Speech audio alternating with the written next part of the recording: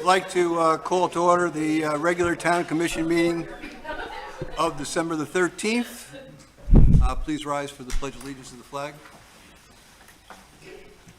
I pledge allegiance to the flag of the United States of America and to the republic for which it stands, one nation, under God, indivisible, with liberty and justice for all. Please call the roll. Mayor Tom Peck, Here. Vice Mayor Kurzman, Yes. Commissioner Campo, Here. Commissioner Fender, Still here. Commissioner Mayfield. Here. First up is under proclamation and presentation, is a recognition of Catherine Barbera's 10-year anniversary as Police Administrative Assistant, and Chief Tina will introduce the item. I'd like to just say a few words first. Catherine Barbera recently celebrated her 10th anniversary of employment with the Sewalls Point Police Department. And we've asked her to be here this evening so we can properly thank her for her valuable contributions to the residents of the town, as well as her coworkers. Kathy is an integral part of the department and is often the first member of the department that a resident meets when they move to town or needs almost anything. If you're new to Sewalls Point, Kathy will welcome you with open arms and a welcome packet and make sure you know about all the services that the police department provides. Going out of town, she'll get your vacant house check logged in. Need Sewalls Point decals for your car? Kathy's going to place them on there for you. You've lost your dog? Call Kathy. For the residents of Sewalls Point, she's the one-stop shop for all questions related or unrelated to Sewalls Point and our operations. For those of us in the police department, she is the reviewer and collator of all of our reports, citations, and code cases. She makes sure everyone makes it to court on the right days. All of our records go through Kathy's able-bodied hands. Administratively, she keeps us in compliance with Florida Department of Law Enforcement, criminal justice, and records retention requirements. We simply could not function day-to-day without Kathy. And most important, Kathy is the person who makes sure every town and police department employee gets a birthday card and a cupcake every year, which really sums up and is demonstrative of the care, concern, and dedication of her commitment to the team. So I'd like to present Kathy with this small token of our appreciation. If you'd come up, please, Kathy, to the front of the room. Thank you, Chief, for your kind words and support as always. I'm not a person who likes public. All right, I told her she didn't have to make a speech. Speech. Hold that, please. In recognition of 10 years of service, presented to Catherine Barbera, Administrative Assistant. Thank you for your personal commitment to the town and the police department. November 16th, 2022. Thank you so much. And I'm going to say so like half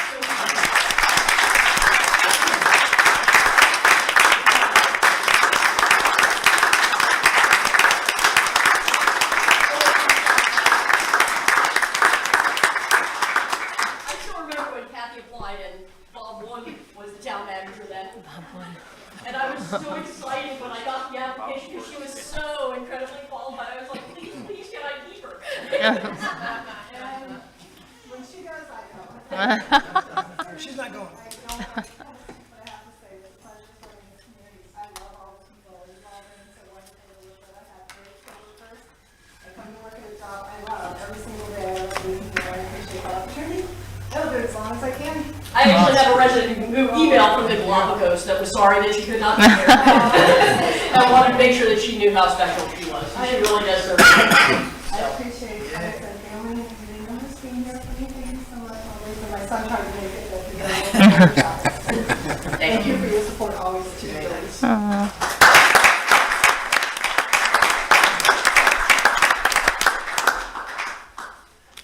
Okay, next up is public comment on non-agenda items. I have no public comment forms for non-agenda items. I do have some for... Oh, wait, somebody's raising their hand.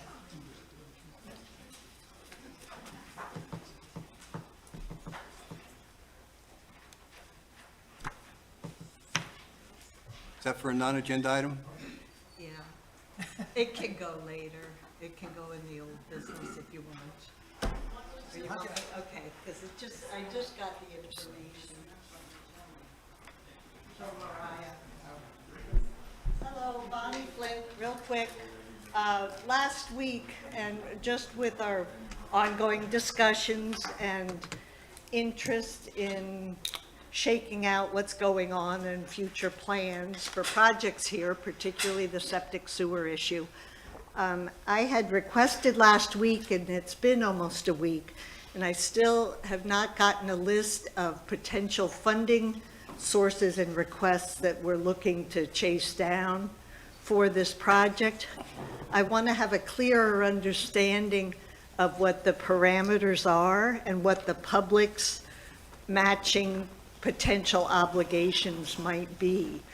I just got the information from Mariah for the brick information. I think, John, you may have this, a rundown of the FDEP grants. It sounds like there's 2. I'm wondering just what the numbers end up being. So I would like to put in the minutes that I am requesting again, further breakout as to where we're going with this, because I think it's very important that we understand what's out there, what the requirements are, and, if it makes a project viable before everybody says, yeah, let's go get them. So that's my concern. I guess it's the ex-banker in me of old, a conservative approach to committing to big financial obligations. So thank you for letting me jump in. Okay, next item is addition, deletions, or changes to the agenda. Any motion to approve the agenda? So move. Second. Please call the roll. I'm sorry. I would like to, we're in discussion, right? Yes. Okay. Item 10 has got 3 different parts, and I would like for the order to be item number 1, item number 2, and item number A. Do you want to move A after 2? Is that what you're saying? Yes.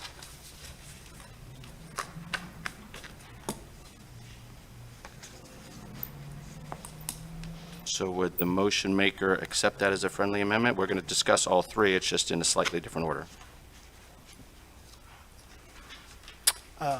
Sure, I'll take that as a modification of my motion. And I'll still second it. Okay, please call the roll. Vice Mayor Kurzman, Yes. Commissioner Campo, Yes. Commissioner Fender, Aye. Commissioner Mayfield, Yeah. Mayor Tompeck. Yes. That brings us to the consent agenda. Are there any questions on the consent agenda? If not, I would move we approve the consent agenda, but I would like to pull 6C for a quick clarification, and move that we approve the rest of the consent agenda. I'll second.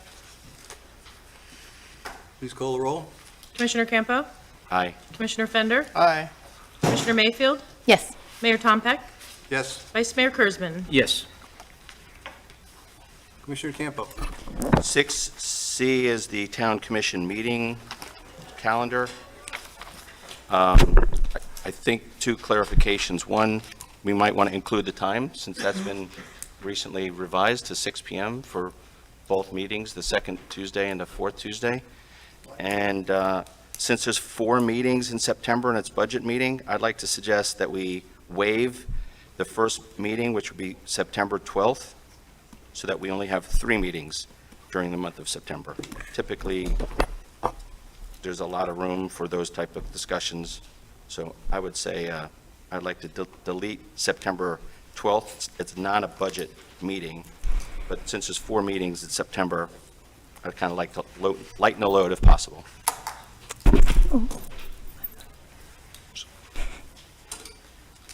Commissioner Mayfield. Yeah, I think that sounds like a great idea. I was thinking that also.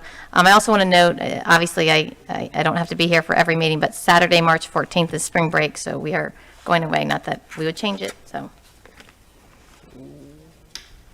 What was that again, Saturday? Actually, why does it say Saturday, March 14th? What, yeah. Now that I'm looking at Saturday, I was looking at March 14th on the calendar. I think that is a Tuesday. I looked at it at the calendar, but I be a didn't. Tuesday. Okay, I didn't, now I'm Sorry, reading, I it says missed that. Saturday. That was a test. Yeah. The only one that passed. Yep. No, it was only the March 14th. I actually missed the Saturday part. So you guys don't have to change it, but I'm just giving you a heads up. Mr. Mayor, while you're under discussion, just so you know, we will be having other meetings involving the budget process as we go through, like our capital improvement projects, stuff that we can get out of the way so it's not all coming during the summer. So in the capital improvement projects will probably be the first that we'll be discussing probably in March, and then April probably going through the personnel stuff, and so we can go through that, approve it, and then, you know, continue on with the rest of the budget in the normal process. But I'll set those dates with the commission's approval as we go forward. Vice Mayor Kurzman? Yes. What is the time going to be for Saturday, the 21st? That's going to be 10 a.m. It's going to be 10 a.m.? Yeah, it'll be 10 to noon. And that was done here, right here, yes. That was done at your request to have it as a Saturday meeting, so. Okay, so I'll move the approval of the commission meeting calendar with the clarifications that all meetings are scheduled for 6 p.m.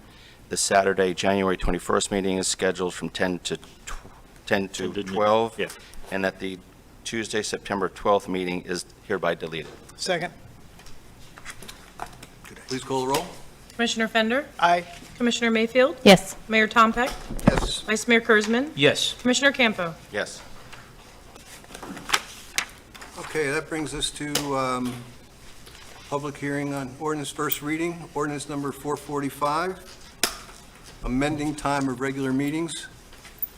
Mr. Torsivi, please read the ordinance title into the record. Thank you, Mr. Mayor. Ordinance number 445 is an ordinance of the Town Commission of the Town of Sewalls Point, Florida, amending Chapter 2, Administration, Article 8, Meetings, Division 1, Generally, Section 2-341, Time of Regular Meetings, change the Commission regular meeting time from 7 p.m. to 6 p.m., and for other purposes, providing for severability, the repeal of all conflicting ordinances, codification, and an effective date. Thank you very much. Move Any approval. public comments? Sorry. Commissioner Fender? Motion as to approve as adopted, adopt as written. Second. Commissioner Mayfield, do you have a comment? Yeah, I don't think it will change anything. I'm curious that changing the prescribed by motion and vote of to determined by, is that just better wording? Say that again. Attorney, it was unless otherwise prescribed by motion and vote of the town commission to determined by. We just put determined by, it just seems simpler. Okay. All right. Simple is better. It is a motion and a vote, you're right. Okay. That's fine. Okay. I'm good. Thank you. Please call the roll. Commissioner Mayfield? Yes. Mayor Tompeck? Yes. Vice Mayor Kurzman? Yes. Commissioner Campo? Aye. Commissioner Fender? Sure. Next item is ordinance number 446, update land development regulations, accessory dwelling units. Mr. Torsivi, please read the ordinance title into the record. Yes, Mr. Mayor, ordinance number 446 is an ordinance of the Town Commission of the Town of Sewalls Point, Florida, to update land development regulations to be consistent with the 2022 concept plan as required by Florida State Statute 163.3201 by amending Chapter 78 subdivisions, Article 1 in general, Section 78-7 accessory dwelling units, deleting Section 78-112 extension of River Road, amending Chapter 82 zoning, Article 4 districts and district regulations, Section 82-261 setback for accessory dwellings, guest houses, or servants' quarters, and for other purposes, providing severability, the repeal of all conflicting ordinances, codification, and providing an effective date. Thank you very much. Are there any public comments? Seeing none, any discussion from the commission? Move to adopt. Second? Please call the roll. Mayor Tompeck? Yes. Vice Mayor Kurzman? Yes. Commissioner Campo? Aye. Commissioner Fender? Aye. Commissioner Mayfield? Yes. And just for the, so the public understands, we did go through these in just a little bit more detail at the couple of LPA meetings. Next item is ordinance number 447, amending land development regulations, lot splits and lot mergers. Mr. Torcivia, please read the ordinance title into the record. Yes, Mr. Mayor, ordinance number 447 is an ordinance of the Town Commission of the Town of Sewalls Point, Florida, amending Chapter 78 subdivisions to update and define the land development regulations, to provide advertising requirements for public hearings, to provide consistency within the document, to update the processes for lot splits and lot mergers, and to establish a process to declare a zoning in progress, and for other purposes, provide for severability, the repeal of conflicting ordinances, codification, and providing an effective date. Thank you. Any public comments on this ordinance? I'll make a motion to move it. Second. Please call the roll. Vice Mayor Kurzman, Yes. Commissioner Campo. Aye. Commissioner Fender, You bet. Commissioner Mayfield, Yes. Mayor Tompak. Yes. And that brings us to, I haven't lost my place, ordinance number 448. Development applications. Are we paying Mr. Torcivia by the word tonight, just out of curiosity? I hope I not. think he always gets paid by the word. On They say Saturday- it's the hour, but, you know. on Saturdays, you get paid by the comma, you know? Ordinance number 448, an ordinance of the Town Commission of the Town of Sewalls Point, Florida, amending Chapter 78 major subdivisions to provide the requirements for the submittal of site plan applications, to provide a procedure for reviewing site plan applications, providing for the hearing process for approval of final plats, and for other purposes, providing for severability, the repeal of all conflicting ordinances, codification, and to provide an effective date. Okay, are there any public comments on 448?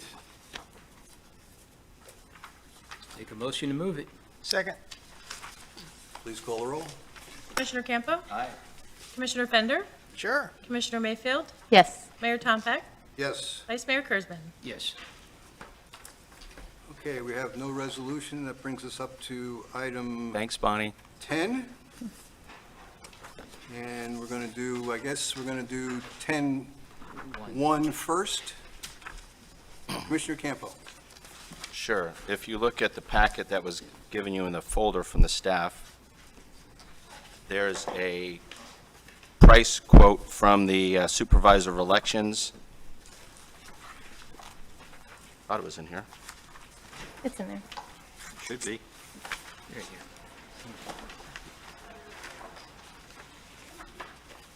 It's right behind your email. It's in the, yeah, it's in the blue thing. Oh, you mean the one with my name on it? Ah, So there's been a lot of comments about the septic to sewer issue, and we've had different methodologies of determining interest. So I was tasked with checking out the costs and the procedure for supervisor of elections.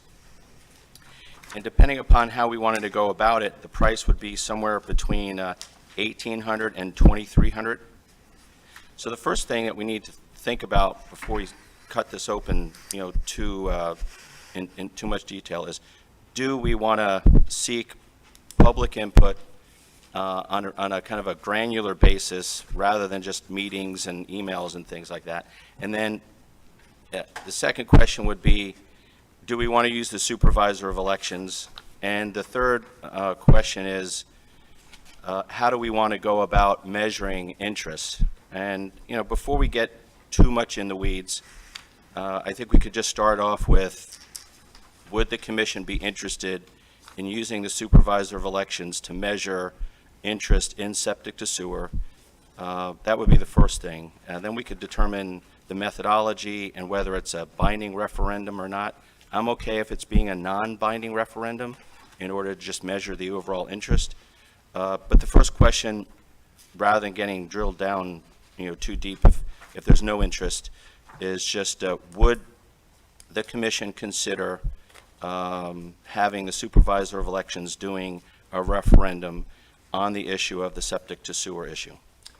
And before you ask that question, I'm sorry, Commissioner Campo, I do have one public comment on this supervisor of elections, and that's Frank Tidakis. Please come forward.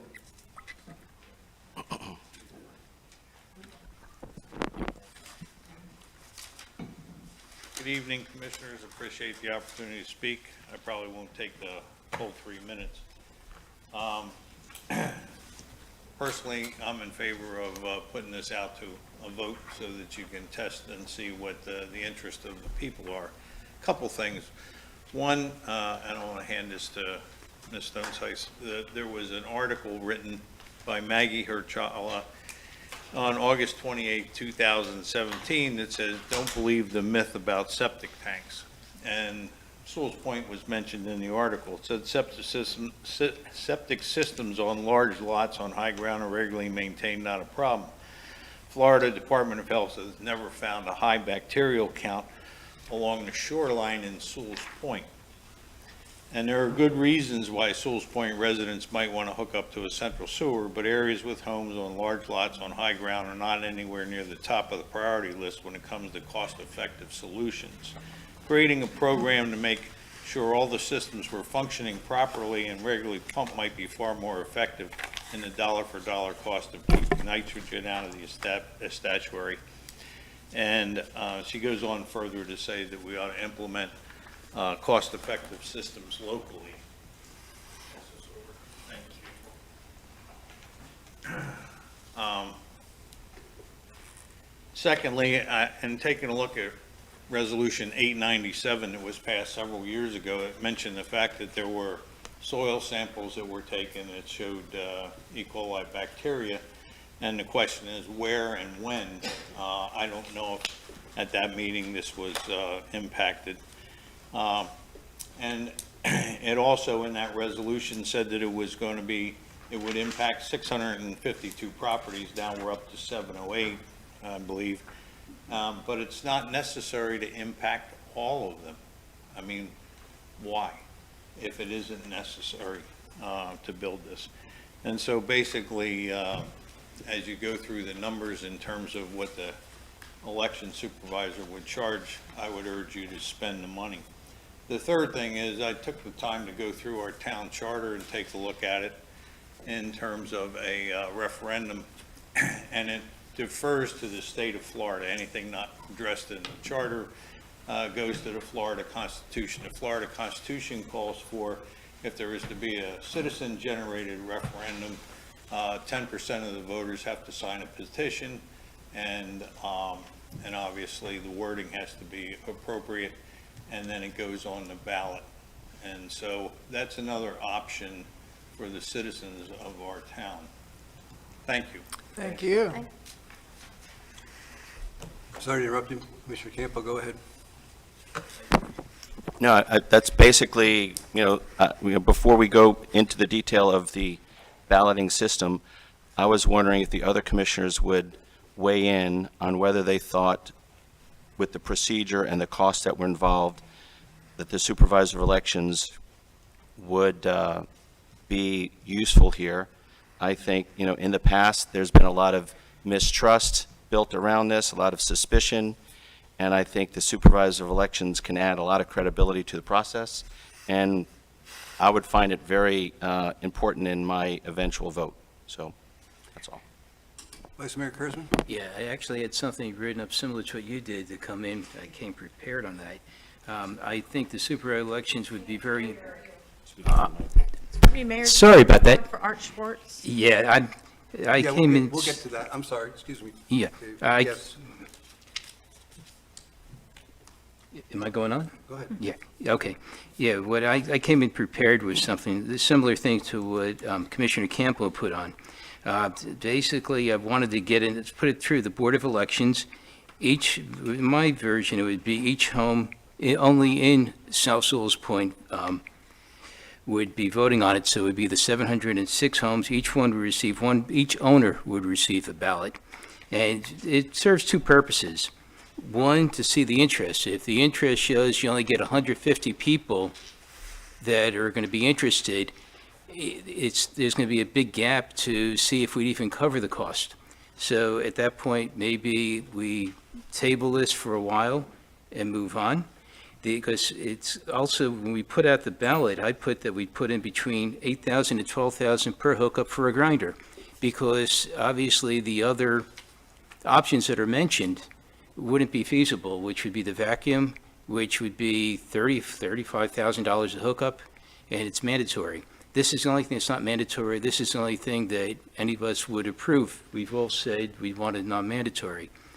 So I would like to see, and also the other reason is the people that vote yes, now we know where they live, And if it would make sense, because if it's all scattered, it's going to be a bigger problem. If, let's say, they all live, I'll just throw a road out there, on Henry Sewalls and High Point, along with the people that live on the Archipelago and Island Road over there in High Point, then we see a pattern. You're going to run the pipe up, and those would be the people that would hook up. But that's if you get the 300 units. This whole thing, from my understanding, would take 300 units. If not, my main concern would be what happens later on if, let's say, those 300 hook up, then later on the state says you fill your 300, and then the state says it's mandated. All of a sudden, what happens if it's mandated and the 300 hook up, that means everybody else in the Martin County won't allow you to hook up more than 300 grinders. We got a problem. That means we're all hooking up into a vacuum system, and it could be very expensive. So there's a lot more I'm going to get to later, but as far as this going back to the basic of what you said, I'm for one ballot per home in South Sewalls Point. Commissioner Fender. So thanks for those.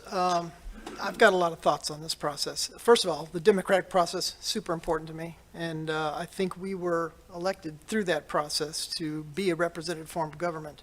That said, we implemented this on the north side. And at the north side, if you recall, every resident got a survey. There was a survey process on this, and it allowed us to determine whether a person at that resident was to hook up or not hook up or was not interested. So that's valid, that's important data for us, not as a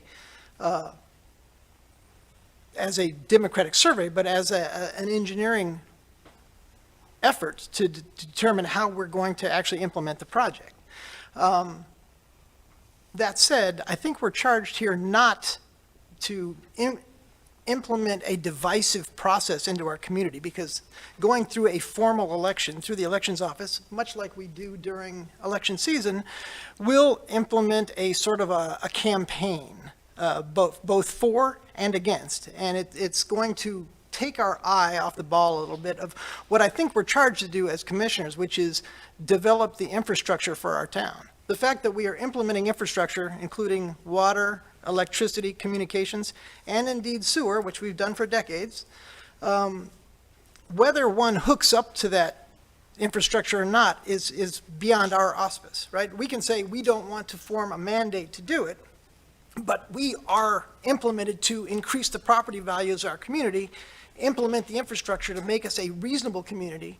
And so, to me, that's not something that's really up for a quote-unquote democratic vote. We want a vote of surveys of who wants to hook up or not, but to me, the vote is, if you go to vote, and let's pretend it loses, what you have just voted on is a person who wants to hook up to sewer now cannot. If you don't go for a vote and put in the infrastructure, what you've implemented is a system where a person doesn't have to hook up unless they want to, but a person who does want to hook up to our infrastructure now has the ability to do so. So in my opinion, we are voting on taking the rights away of a resident, which I'm not in favor of. And also, by the way, I've been here for 6 years, I've seen a lot of pretty divisive issues. And I've seen some emails this week, I've responded to a few. We had a public forum. I counted 45 heads in the public forum, mostly the people who were against sewer conversion. We have 706 residents in this community. I would expect this room to be full. In fact, I was walking into a meeting tonight that I expected to be standing room only, and I see the usual cast of very involved citizens, which I respect and love, but I don't believe this issue is as passionate to the silent majority as it is to the vocal minority. And so from that perspective, I don't see the desire to implement a divisive process into this. I see the desire for a group of commissioners to enhance the infrastructure of our community, and that's kind of where I stand on this, including, by the way, sending out a survey to understand what every resident wants, whether they want to hook up to it or not. I want that data. I don't think this is a political issue. I think this is an infrastructure issue, so I'll leave it at that. Commissioner Mayfield. Yeah. As far as that balloting process, I appreciate the effort taken, to get the information of what it would entail and what it would cost. I've been up front, throughout this process, and as I said in a few emails, we have discussed this for years, and North Point and the commercial area are hooked up, or will be in the future. We just had a thorough study that was just made available, and there are complicating issues, I believe, that would arise, and insufficient data per se, that I believe a ballot would bring forth. There are a lot of people who wouldn't be paying attention, and I don't believe you're going to get a real accurate pull of information from all the residents and all the owners. And I also do believe this is a decision that should be made by the representative form of democracy. And I appreciate the effort, but I'm not going to support a mail ballot or precinct-based election. Vice Mayor Kurzman. Once again, I'm just going to go back. This whole thing that I have written here, I'd like to, I'm sort of jumping the gun on some things, but it all meshes together. If you don't mind if I could read through this, just so you'll understand where I'm going with this. Sure. All right. My concerns with the sewer hookup, first, let's consider the main pipe coming into Sewalls Point Road. Will the main pipe be made just for grinder units or universal, where one size fits all? In other words, will it go high pressure, low pressure? Because if it only fits low pressure, then suddenly, let's say we hook the 300 people up, and suddenly 2 years from now, let's say mandatory sewers in the state. That means anybody that's not hooked up is now going to be stuck paying 30-something thousand, because Martin County Utilities would basically need to put something in writing that additional people could hook up at a certain rate that's affordable and reasonable. What happens if Martin County will not allow the town to install more than 300 grinder units?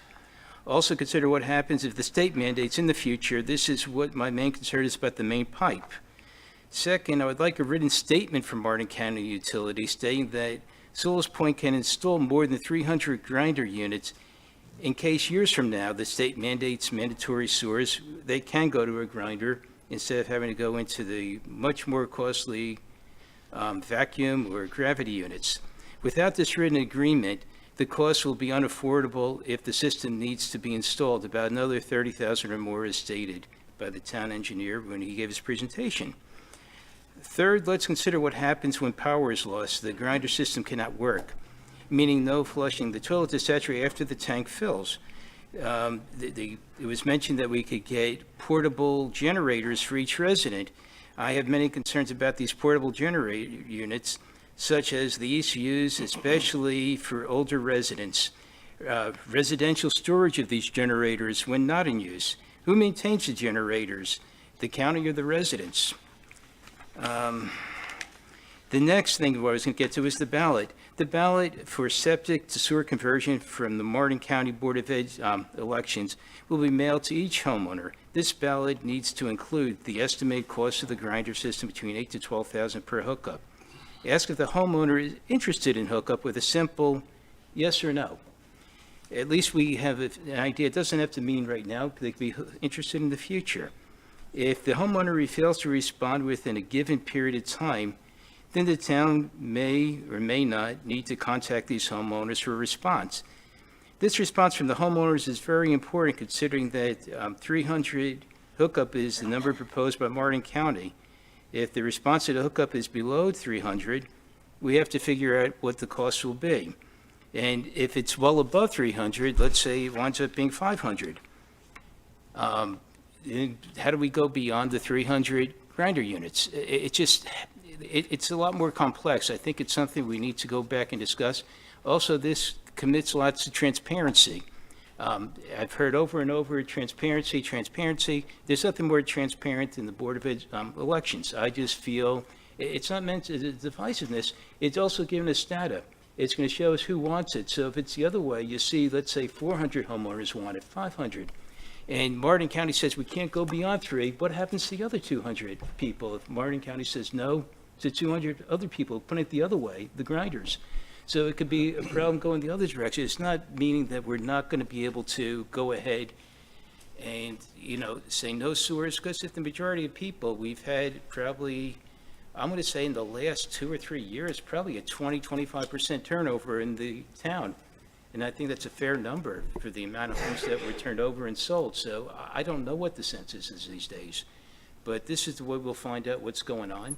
And we're also here in our community. Everybody's going to have a say. And you can't be too hasty to jump into something either, because until we know all the numbers and all the facts, if this could be very costly, because let's say only 75 people respond yes or 100. What's it going to cost us then? Is it worth doing? And this is valuable information. And that's why I think with the Board of Elections, it's not just a little card that only a few people will answer. It's actually, it's a ballot that comes to your house. And it's going to be time sensitive. And I'd even like to see it delivered by certified mail, where you have to sign for it. It'll cost us more, but it'll be well worth it. And now we have a real layout, who wants sewer, who doesn't, what streets. If one street's more dominant, as I said, Henry Sewalls, let's say, years ago when I went door to door, almost everybody on Henry Sewalls threw me off their porch. They all wanted sewer. When I went through High Point, they all wanted sewer back then. When Archipelago, they wanted sewer. Island Road wanted sewer. And there were many people along the road that wanted sewer, meaning on Sewalls Point on this side, but the people on the in-between roads didn't want it when I went door to door. They were dead set against it. The people who lived up by the river, over by St. Lucie, they figured they were so high, it doesn't make any sense. So, I heard different opinions by walking, and this is why this is valuable information. Needless to say, now we're, 4.5, 5 years later, things have changed. I'd be interested to see through the Board of Elections, which is a dependable, honest third party. Unequivocally, there's no special interest on their part, and we could hear and get data. The data is the key part. It's not just the yes or a no. We could put together a real map, see who wants it, and we could go from there. And that's my opinion on that. Commissioner Fender. I was just going to say, great work. I think you did your homework on this. I applaud you for the thought you put into this issue. And I would say that I'm happy to address every one of those items. I feel like they've been addressed in various discussions we've had over time. That said, the two issues that you brought up that resonate most with me are, first, the survey, which I think we will do, and the second is the price. You again quoted most importantly, cost. To me, that is the breaking point of what this is and what any reasonable person would make as a decision on this board or in the electing public if you do decide to do a referendum. First of all, to do a referendum, you have to give them something that they normally can vote on, and we don't know that number yet. But you quoted the term 35,000. I saw some other crazy email this weekend that said 50,000. I'm telling you, my experience is that we implemented this system on the north side between 8 and 12,000. I believe as a governing board, we're probably not going to put undue stress. I don't mean to cut you off, but I said 30,000 at least for the vacuum system. If we were to go, that's. I don't know. I just don't like putting those numbers out there because they give people the wrong idea. Oh, You and I are probably not going to implement a $30,000 solution and implement that on every one of our residents. Right, but that's what the That's all I'm vacuum saying. system was. That was in Joe's I presentation. don't care. My point is, we're making a decision to implement a solution to our residents, and we're not going to do it at a price they can't afford. And I'm telling you, I probably will vote no if somebody says, we need to roll out a $30,000 solution to every homeowner next month. I don't believe we will have the support for that solution, even if my buddy Joe really wants us to spend $30,000 a resident. I don't know that I don't think that's an election process. I think that's a decision of the commission that says, you're really going to vote yes for $30,000 a resident tomorrow? I mean, I don't think this decision we're going to make tonight is an actual go forward and do septic to sewer conversion. I think every decision we make along the way gets us closer to a design, gives us more data, helps us work towards grants that will drive that price down, which, by the way, is the most important process here. So as much as gather all the information you want, Ms. Flint, but certainly don't do it as some of our residents have done to jeopardize our ability to get grants. Because I've heard the rumor that some residents who are actually sending messages to those boards saying, whatever you do, don't give a grant to Sewalls Point. That, to me, is diabolical and actually hits every one of your residents in the pocketbook. So we need to get that price down to $8,000 to $12,000 like we did on the north side, and leave it at that. I And agree with stop you. spreading the rumor that we're going to charge $30,000 for residents, because it's bullshit. We're not going to do that. Commissioner Campo, No, that's why we don't need it. please, you're out of order. Just a point of order. I think we should stick to the item that we have on the agenda, and that's the supervisor of elections, and whether, my suggestion, Mr. Mayor, would be to try to isolate that, and then we're going to culminate with, that's why we reordered it. But right now, I think if we could just isolate the role of the supervisor of elections and the ballot process with both the public comment and the commission, so that we can, just like we did with Bonnie, just try to keep it streamlined. And I could address some of the issues that have been mentioned, but at this point, I think really the only part of the septic to sewer conversation should be whether we want to include the supervisor of elections in that process. So maybe we could, are the comment cards that specific, or is it all just septic to sewer? Well, I think I haven't voiced my opinion, and I will now. I agree with some of the detailed comments of Commissioner Fender and also Commissioner Mayfield. What we did on North Sewalls Point, and by the way, to the best of my knowledge, I haven't heard any negative comments back from anybody on North Sewalls Point about what we've done up there.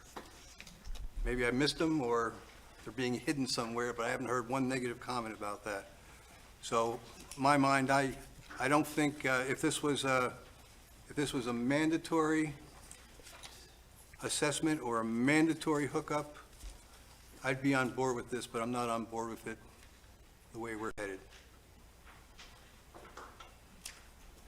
So, what would you like to do? No, so my question is, do you want to isolate this into 3 different items, or do you just want to throw it all in together? Because I've got a motion to make that was specific to the SOE, but if you wanted to... You can go ahead and make that motion.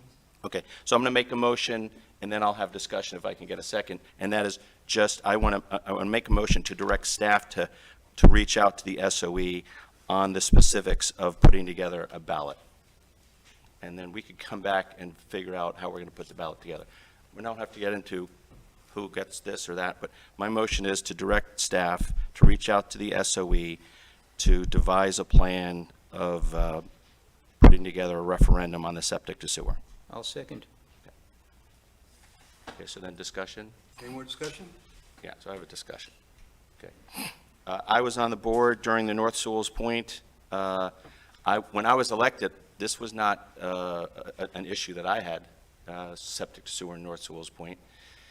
But when I was on the commission, we had 2 neighborhoods in writing,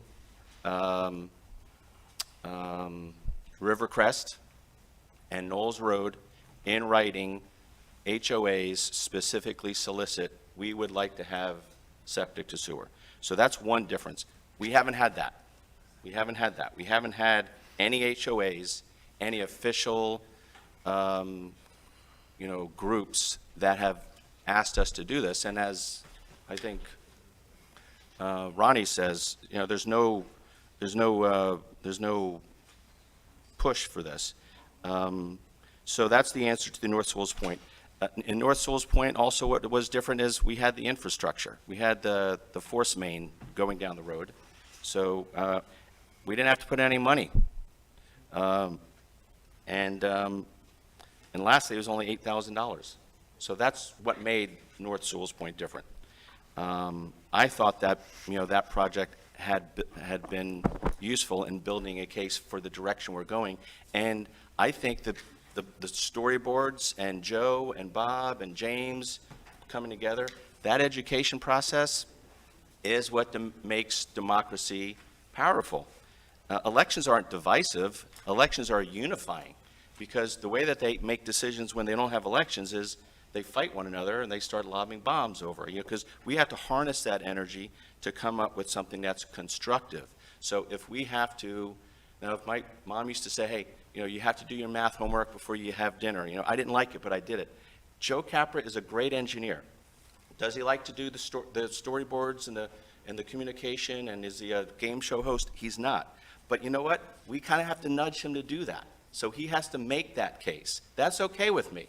It's okay if there are some folks that are making the case against, and some cases, some people making it for. And I think Joe will be, at the end of the day, I think Joe's a better engineer and a better communicator than he's ever been, because we've had to go through this process.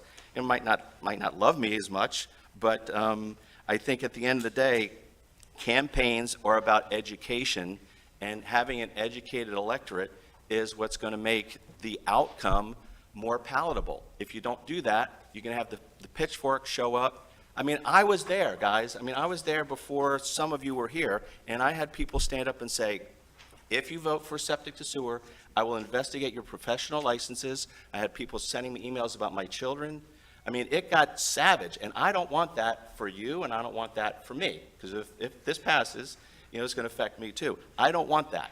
How do you ally that? You try to have as much input so that people feel their voices are being heard. If people feel their voices are being heard through an election, then they don't do weird things like shout and call other people. They feel like their voice, okay, we left it all in the field.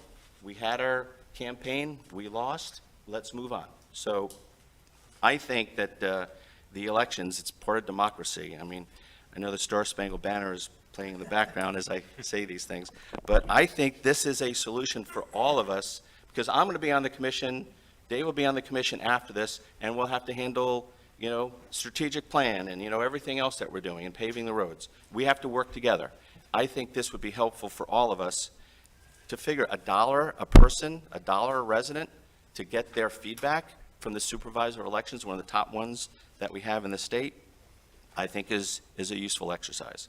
So I just wanted to handle, some of those things that came up. Regardless of what we vote, we still have a lot of voting to go, but right now I wanted to isolate whether we want to include the supervisor elections. So we have a motion and a second, and we can call a question, or you guys can comment, but I'm done. We've already done that. Can you call the roll, please? Is there any more public to be heard? What I was going to do is, the public speakers didn't necessarily identify specifically which items. What we'll do is we'll vote on this one, and then I'll call all the public speakers up for the rest. Wouldn't it make sense to allow them to hear before we vote? Okay, I'm sorry. All right, you didn't put it on here, but that's fine. Kathy Miskowski?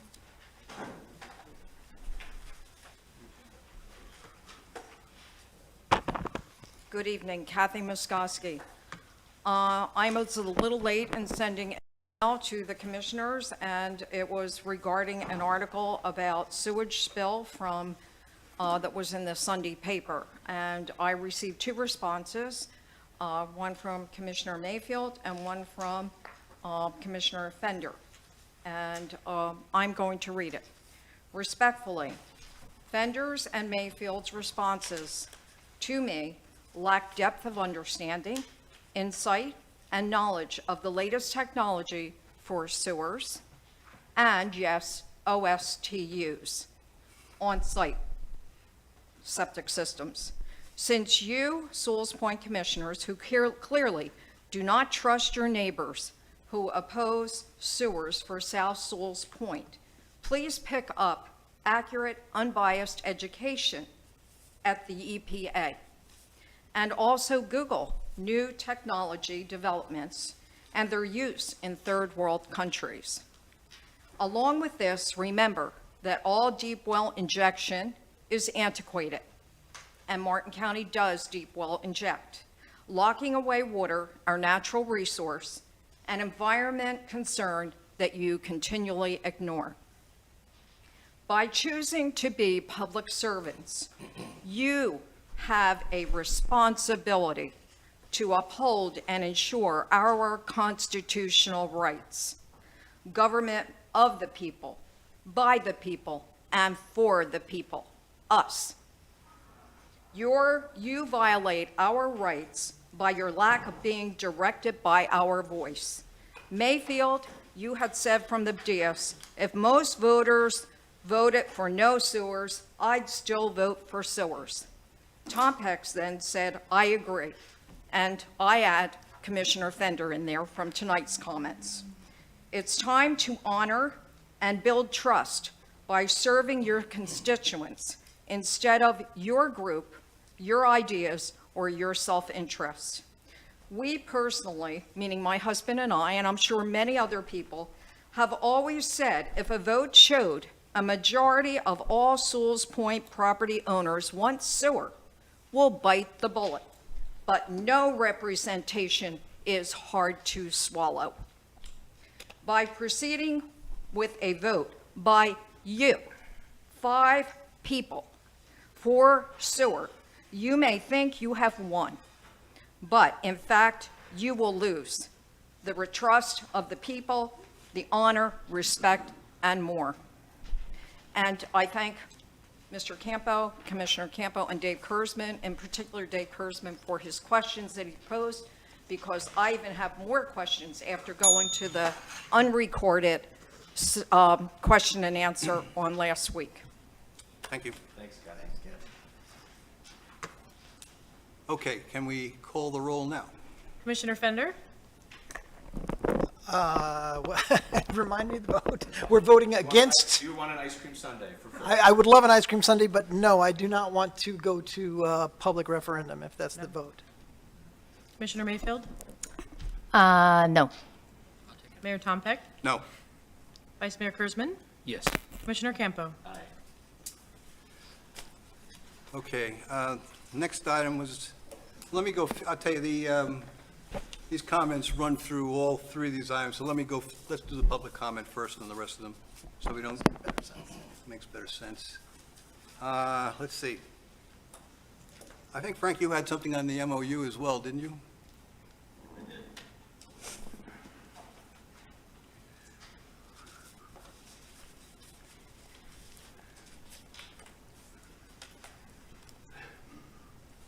Frank Titicus again, 12 Crane's Nest. The MOU was coming last, and Mr. Daniels provided this as part of the packet. One of the things is, the recommendation is that town staff recommends the approval of septic to sewer conversion project for option 1, phase 1, contingent on grant funding availability. And I think what also should be added to that is a memorandum of understanding with Martin County Utilities. If Martin County Utilities says we don't have enough volume to hook up, it's a dead issue, and you're spending money. And so I think that any moving forward by this body ought to include that, and that should also be the recommendation I think should be the recommendation coming forth from the town. Thank you. Art Schwartz?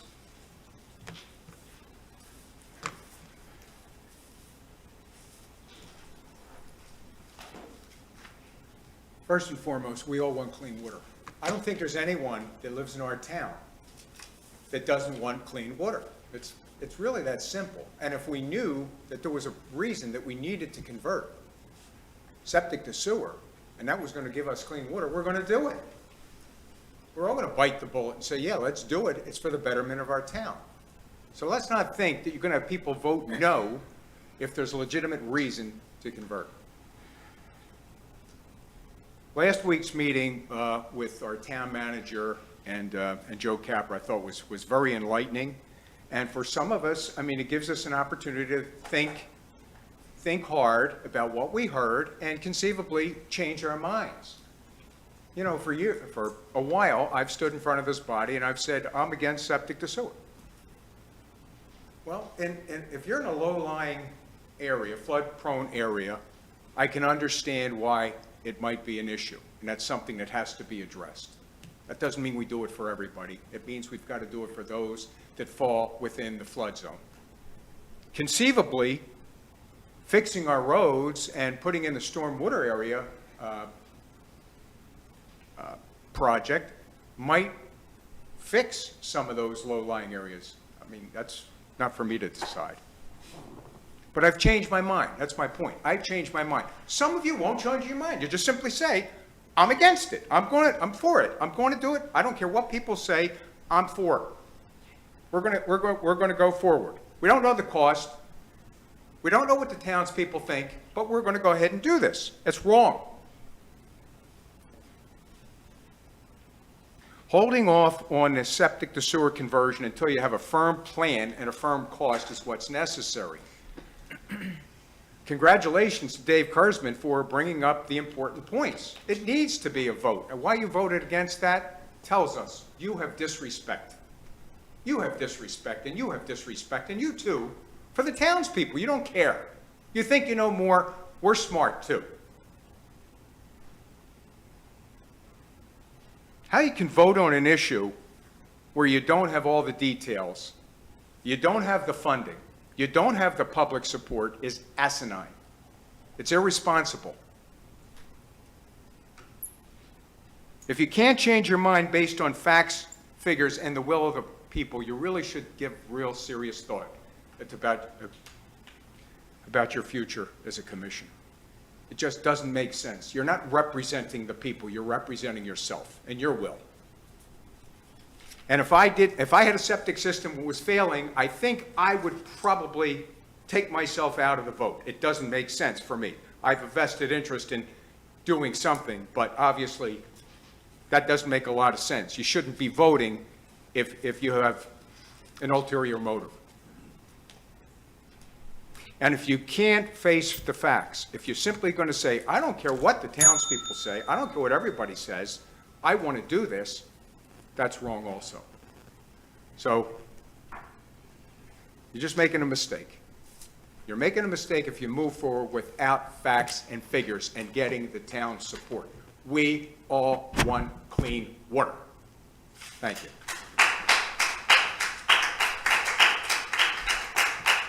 Doug Sands?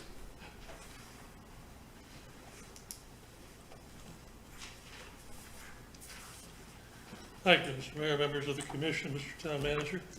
Sands, longtime resident, appreciate the opportunity to speak to you for a few minutes. I also want to thank Joe Capper, who I've known for many years, professionally and personally.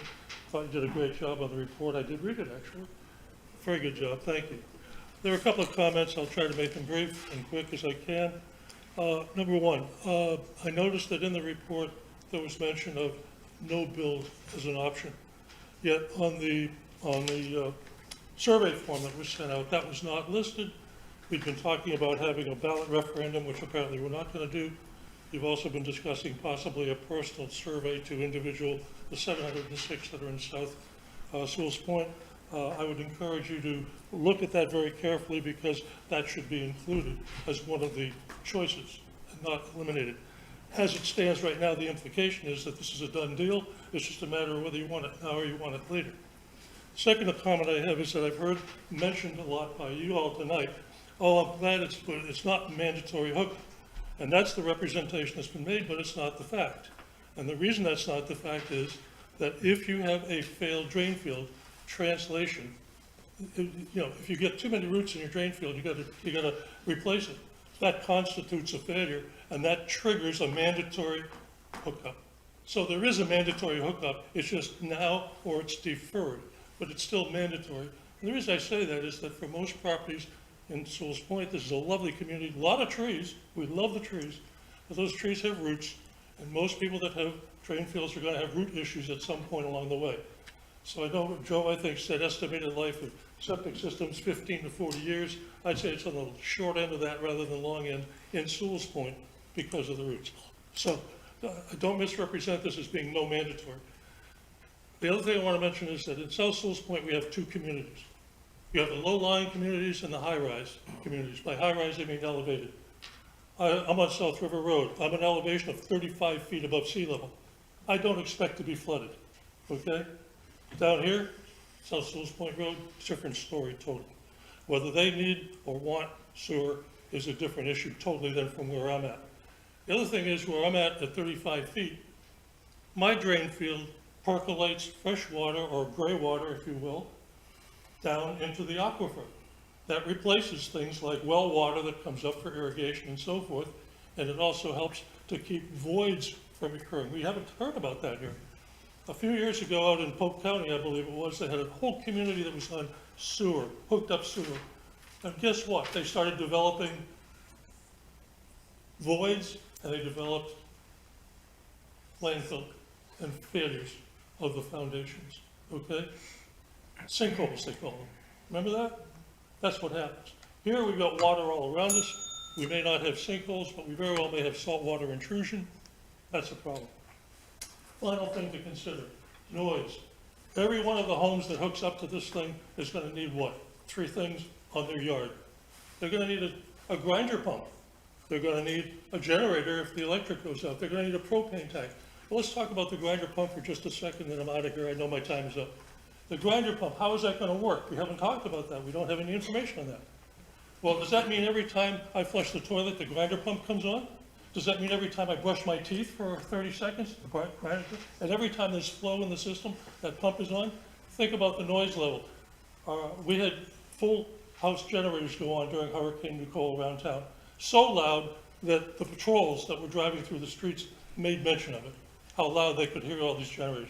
So noise is a problem. All of these things are problems. Please give this some thought, but definitely ask for the input from this community before you take final action. Thank you very much. I appreciate your attention. Phil Weber? Good evening. Bill Weber.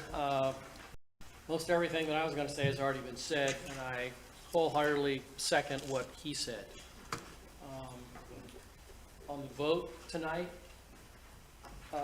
we're starting to get that stench from a few years ago, and I think this is going to ignite it. People aren't going to be happy with this, and you're going to, unfortunately, I think you're going to start seeing torches and the pitchforks coming out again. As has been talked about, but I haven't seen, as your typical man in the street in Sewalls Point, the whole education thing. I have yet to hear why. Why are we doing this? Where's this coming from? Everything seems to be functioning pretty well.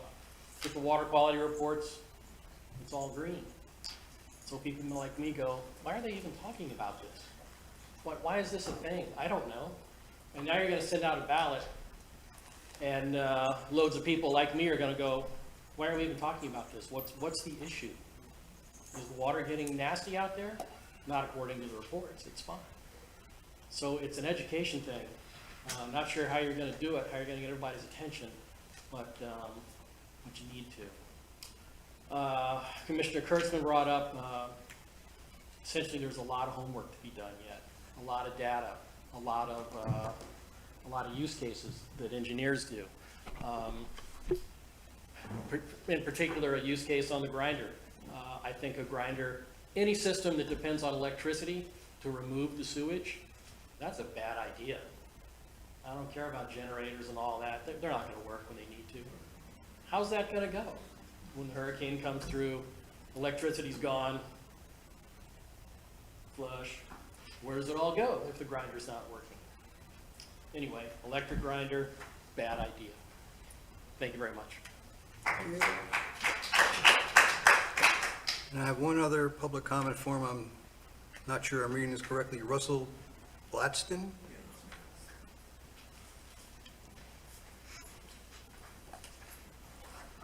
Commissioners, thank you. I'm a longtime resident on South River Road. First time I've been to a meeting in a while. Found it incredibly disrespectful. I see 2 commissioners that are basically saying the democratic process doesn't count because your opinion is greater than ours. That's what you basically said. Basically, no, what you said respectfully was, and you guys sent me back emails today too, telling me it's $8,000 to $12,000. Well, my office in Jensen, when I hooked up after the fact, it was not $8,000 to $12,000. So if I don't hook up when they come through, I guarantee 10 years from now it will cost more. But that said, and I may have been listening incorrectly, what I believe you said was, we're going to take a vote, but we're not going to really abide by it because you think you know better. Because you're working on the behalf of the community based upon what you view.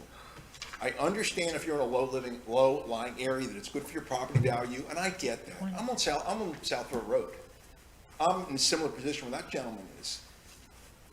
My septic is incredibly efficient, and it's clean.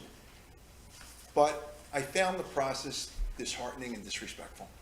I'm watching Commissioner Mayfield roll your eyes. Disrespect. And I don't come to these, and that's my fault. But I'm watching this process, and I'm hearing people say we know better, and we're going to go for the infrastructure in the city.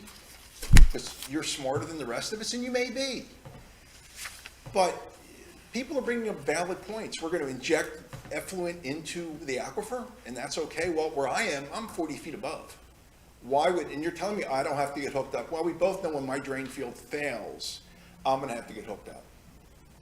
And I guarantee I'm more than $12,000, because it's going to be a mess to get to the back of my house. And my neighbor who sits below me, you're going to have to jackhammer his driveway, because that's the only way to get to his house. So everyone's telling me this $8,000 to $12,000 pie in the sky number, and I'll get a $1,000 rebate if I hook up in the first year.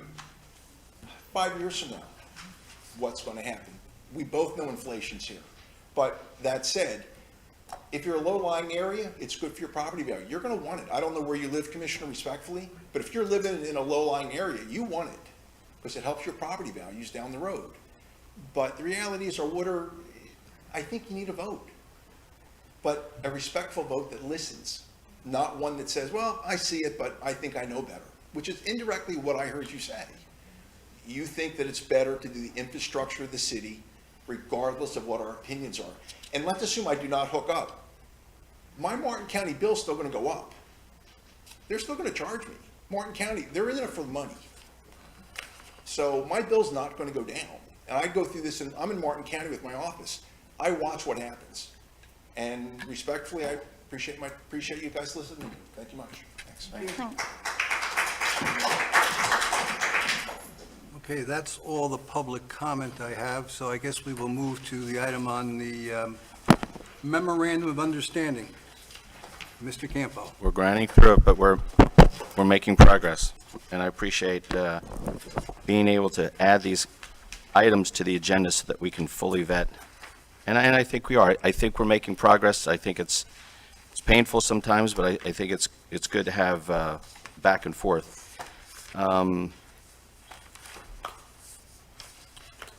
There's different options that the sewer study came up with. One seems to be favored by the county. That's a $35 million project.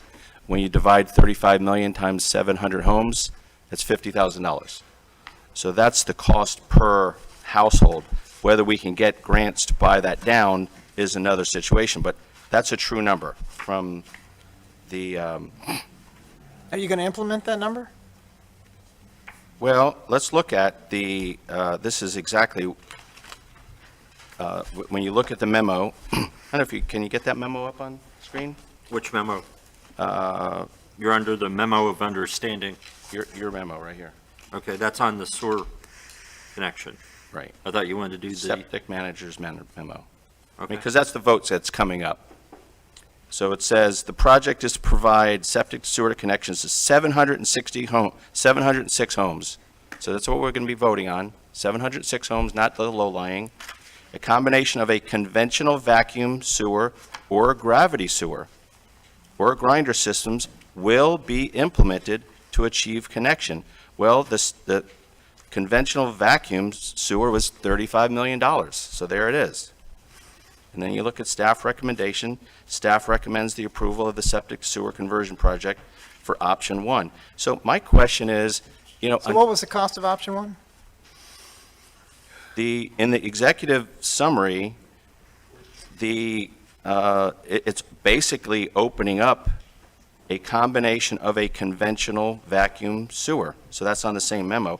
I think the recommendation, you know, is a little, it's a little disconnected to the executive summary, but the executive summary says that this project is a combination of conventional vacuum sewer. That's what the county wants, so that's important. So I think before we get too much further, I applaud Joe for trying to be creative, trying to come up with ways to reduce the cost, trying to come up with ways that it's not mandatory. But if MCU doesn't approve that, and we can't connect our pipes to their pipes, then what's the use? So I spoke to Don Donaldson, who was the county administrator, and to my surprise, he was relatively open, as, you know, Bob and Joe have said, but I was relatively surprised that they are very open to conversation.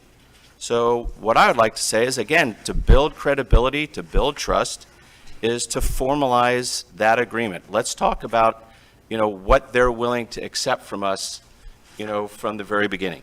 So we don't have to go through the details because I don't want to spend a lot of time if it's a non-starter. So my motion would be to direct Bob to formulate an MOU between TSP and MCU on the acceptability of each option in the system and which system will they serve. And if we can get some of that information between the two organizations, then I'm a lot more comfortable than just us putting a bunch of pipe in the ground and wishing for the best. So that would be my motion. I would hope that I could get a second to direct the staff to formulate a memo of understanding between our town and Martin County Utilities on the acceptability of each option in the study and which of the systems will they service. I'll second. Commissioner Mayfield. Yes.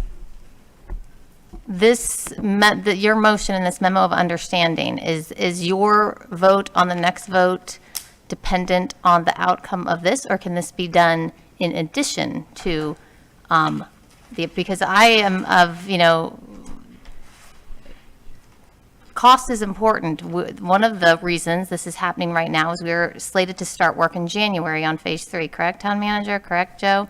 So one of the ideas was to be, saving money, if we're doing this project, to be coincidental with that project. Is that? That's what's in the memorandum, correct? Yes, so that's what I'm asking about this motion. What is this? I'm asking you, since you made the motion. I don't understand your question.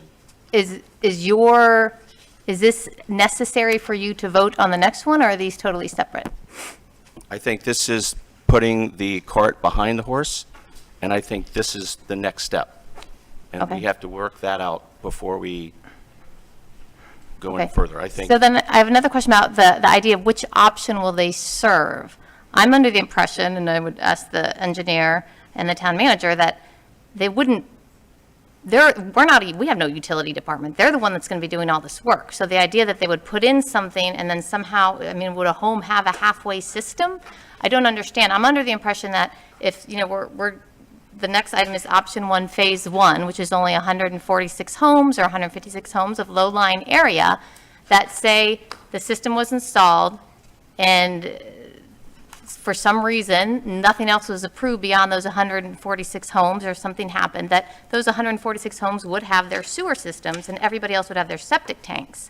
And so I'm curious, I don't understand how somebody would be left in the lurch if Martin County Utilities didn't continue on. Like, That's why we want the MOU.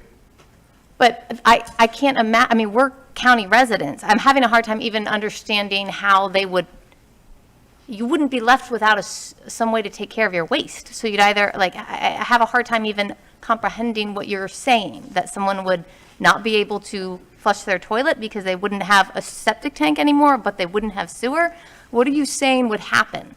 So MCU needs to accept our pipe, and just like it says, third sentence, we are going to be connected to Martin County owned and maintained utility. Yes. You can't just put a pipe in the ground and say, hey, could we hook up to your main force? We have to have, that's valuable infrastructure. So we have to have Martin County agree that if we put together pipe, that we can connect to their system. Okay, fair enough, but I thought that is given if it's less than 300 homes, which 146 is. So why would they, That's a great reason to vote for the motion. I don't understand. Let's clarify that. Let's get that figured out. No, I don't understand why we're doing a motion that play me out the scenario Let's that we're trying to spell it out. prevent. Let's talk Like, about what are you trying to prevent from happening with this? They have stated that they have limitations to how many grinders they want with new hookups. Does that make sense? 300 is the number, Okay. right? Right. Wait, so you're saying, okay, that's the 300 number you're talking Right. about, correct? Right. So we're talking about a plan for 706 homes. Well, no, the recommendation tonight is for 146, and that's what I plan on voting for. I'm not voting for 706 homes tonight. Okay. Well, We're well, voting for No, option we're one. not voting for that. I don't know what we're voting on, because it's really just like, No, one line. if you looked at it, option Well, one, that's phase my one is laid out. Yeah, right? yeah. You So you do know what we're voting for. Whatever version, whether it's 146, whether it's 300, whether it's 706, I would like for the county, because they haven't been here, They have. okay? They haven't been here in over a year. They were at the public forum the other day. I recognize the gentleman is here. They haven't given binding, I seconded your motion. Right, I right, agree. right, I'm not, right. I so think an MOU's to me, it's, intelligent thing. it's, look before Right. you leap. It's But get them on board and make sure that we're on the same page before we get into back ourselves into I a believe corner. we are, by the way. That doesn't sound bad. I don't you haven't played out the scenario that could happen, that we need this memo of understanding to prevent. Well, how about this? It's a memo of understanding. It's, hey, this is my understanding. Is that your understanding? Yeah, I'm good with the 146. Are you good with the 146? Yeah, we're good. Okay. Okay, I thought that was already their They're not gonna vote policy. today. They're going to come back, we're going to let staff go and work with Martin County. They're going to come back with a written document that you can say, oh, that makes perfect sense, 146, I vote yes. Okay, so just like an official laid out. That's all it is. It's a document of Okay, understanding. I just want to make clear that, like, this has been the 300 homes, we said from the get-go, 300 and less. Martin County does grinder systems. like an This intelligent thing we're process. voting for is at less than 300. So I just want to, that is how, one of the reasons I'm basing this decision. I wouldn't want to vote to hook up to sewer with no idea what Martin County Utilities might do. That's not, that's not the impression that, I want to make. This is, that's been the whole scenario was always 300 under grinder. And then I'm under an impression we get to that point, then those people have, say it ended, those people would have septic, and those people would have sewer. And right now, it's the low-lying homes. So the people who are concerned about their high homes, those are the homes that could be left in the lurch, would be the high ones, not the low ones. They So just want to hook up. right, well, They have septic systems, they'll be fine. anyways, so, okay. All right. Commissioner Fender. So the reason I seconded your motion, James, is valid. I believe that we have a pretty clear understanding from Joe and team that, based on option one and the pink area, that is option one, and I see option one here. I'm all for having it listed on there, what we will be voting for in our document, in our MOU, is that what we're going to call it? So having to go back and say, if we vote yes on moving forward septic sewer, this is what Martin County agrees to assist us with. And maybe it's already there, and codifying it's even better. So that's why I seconded your motion. I think it's intelligent. And I have other comments, but I'll hold them for later. Vice Mayor Kurzman? Yeah, I still don't think we know what we're voting for at this point. This does for you. No, but I'm going a little bit further now. I did a lot more homework than even what I discussed. I also called the health department, and I wanted to find out what happens. Let's say you live on River Road, and if you do use more than, I think it's 1,000 gallons per day of water, it means if you have a big lawn, you water your lawn, you're mandatory to hook up to sewer if your septic fails on there. This came from Nick Clifton. He works there. And I think we all understand. Yeah, no, I'm just saying, but you would have to hook to, if You're the wrong. pipe is on Sewalls Point Road, you would have to hook to Sewalls Point Road. That's what I was told. Within 50 feet of your house, you have to. No, you got to look at the whole thing. I made the call, you didn't. And I'm telling you, he told me if you use 1,000 gallons a day, no matter where you live, you're going to have to find a way to hook up. Even They if will there's no not give you, infrastructure. they will not give you a permit to put in a new septic. You got to find a way to hook up. We did not do our homework yet. We don't know, number one, like I say, what happens, let's say 2 years from now, a year from now, the state of Florida says mandated right now, you have to hook up. We have the 300 people Let's hook up. say you're right. Do you think we would implement this? It's not us. Now it's No, it is what's happening. us. The Florida Health Department is no longer going to be in charge of this. It's now going to the DEP. And so this is even changing more. I'll make your And- life easy. Just ask a question to Joe and say, Joe, can you make a clarification on this as part of your plan? We're Because this gonna- plan will fail. We're getting if to we that. use We it. haven't gotten there. I'm going to get to Joe on that. And, like I say, there's a lot of questions I have still. I want to get some answers. And, I just feel that we're It's too much of a hurry. And like I say, I still disagree. Like I say, the whole thing, we need data. I'd like to see, number one, if we're to do it, I still want to know who the people are that want to hook up. And like I say, we could have had a quick answer with my method, and what Commissioner Campbell mentioned. I think we're doing it backwards. And also, the other thing, you questioned me on the 30,000 plus per hookup. If you look over in your book, over here, page 265 and 266, you could see where the total project cost, where option one is 14 million. The total project cost for the next one up is 25. That's a hybrid, a combination of all types of things. But then if you had to go to another hybrid, which is gravity, vacuum, grinder, 29 million. And then you go where it's... Is that option one? That's option, there's option three. Okay, well, we're not doing option No, three. no, but I'm trying to, you're not understanding what I'm saying, though. I You know, didn't understand where the expensive hookup came from. If you look where it's all vacuum, it's 34 million. We're not doing that. I understand that. Well, then but- why do you keep bringing it up? Well, because we might have to do it. Because these people are taking away as gospel truth that they're going to spend $35,000. I'm saying, stop spreading misinformation. I'm not That's all giving, all I'm saying is, I'm just, let me finish what I'm saying, please.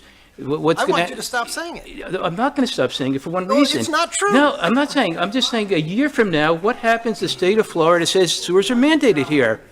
What happens? And let's say you have your 300 hookups. That means everybody else now has to hook in, because the Barton County, there's nothing in writing that states that we do not, in other words, they could just say, well, we're only going to do 300. Everybody else has to go to vacuum or something else. I don't know that. I want to see something in writing. There's nothing in writing. I'm not going to That's say. what the motion on the floor is, to get something in writing. Yes, and that's what I'm agreeing. I want more facts. I want things in writing. I don't want to say yes to something. I don't want to pay money in grants into something. I want to know what we're voting for first, in writing. I want to make sure everybody's protected. There's no vote on the floor. The only vote is to get something in writing. Commissioner Fenn, do you have anything? No. Commissioner Mayfield? Just clarification, Glenn, a memo of understanding, does it have any legal pull? Or is it just really people saying, yeah, I think this will work? Well, again, a memo of understanding is simply going to be setting forth to Martin County what our understanding is. They're going to respond. Eventually, if the parties reach an agreement, there'll be an actual agreement that's signed by both parties. If the memo of understanding is signed, then it becomes an agreement. But my understanding, what I'm hearing is, we're going to essentially make them an offer. Maybe an offer they can't refuse. They're going to make them an offer and say, we are willing to do this. Are you willing to do this? It almost sounds like, in the way you're saying, negotiate with Martin County and come back with something that's acceptable. Is that the essence of what the motion is? Yes, I think we need to have their written input. MOU is not a comprehensive plan, okay? It's not that formal. It's just a memo, but it shows that we're both on the same page, that they bless our intentions. That's the way that I interpret it. Commissioner Fender? Before we call the question, maybe I could just ask Joe if this is a reasonable request. I mean, I assume you've put these plans together because you have done a great deal of homework in the background, and option one is indeed an option that might be viewed as positive for Martin County, and they would be acceptable giving us an MOU. Okay, first of all, we have spoken to Martin County about this. They reviewed the report. So we've met them on several occasions. One with Don explained the concept of, how we have residents that, they basically don't want a mandatory assessment or mandatory hookup unless their septic tank fails. So that we have discussed all that. First of all, is a memorandum of understanding useful? I do think it's useful, okay. However, they did tell us that they're pretty much going to limit us. It's going to be up to 300 connections because that's what their board has instructed them. Okay, so it's going to be limited. So I don't want you to think that they're going to just change their mind. They didn't give us that indication that they would just change our mind because we decided we only want to do 300 connections. They're basically, their board currently is imposing the 300 connections on up to 24 communities. So they wanted to see from us that we are, that we are moving forward, of course, and then let's see how that plays out, which is exactly what what Mr. Donaldson apparently told Commissioner Campo, and then he's willing to look at this. That's exactly what he told us. Look at the numbers. So at this point, you know, you can go ask for a memo of understanding. I just don't want you to be surprised if it is you're limited to 300 connections, because they've already told us that numerous times, not only Don Donaldson, but Sam Emerson. So can I ask you a question? Sure. The 300 limitation is option one, right? I mean, my understanding is option one includes 300 homes in the low-lying areas. Well, just so you know, option one did all 706, okay? That's on there. We were trying to compare basically option one, option two, option three, option Yeah. four. We were trying to compare the different costs that you can encounter if you do low pressure, if you do low pressure and gravity as option two, and then. But option- the and pink com- area on option one is 300 homes, correct? The pink, but actually, quite honestly, the pink area, the closest one up there that's option, that's the low-lying areas is actually what's up there shown as option two, but we're proposing right now to do the initial phase, which is the middle board there, okay? Which is the low-lying. Which is the low-lying areas, which less is than 100. 300, 146, less than 300, Right, less than 14 million. that's right. Yeah.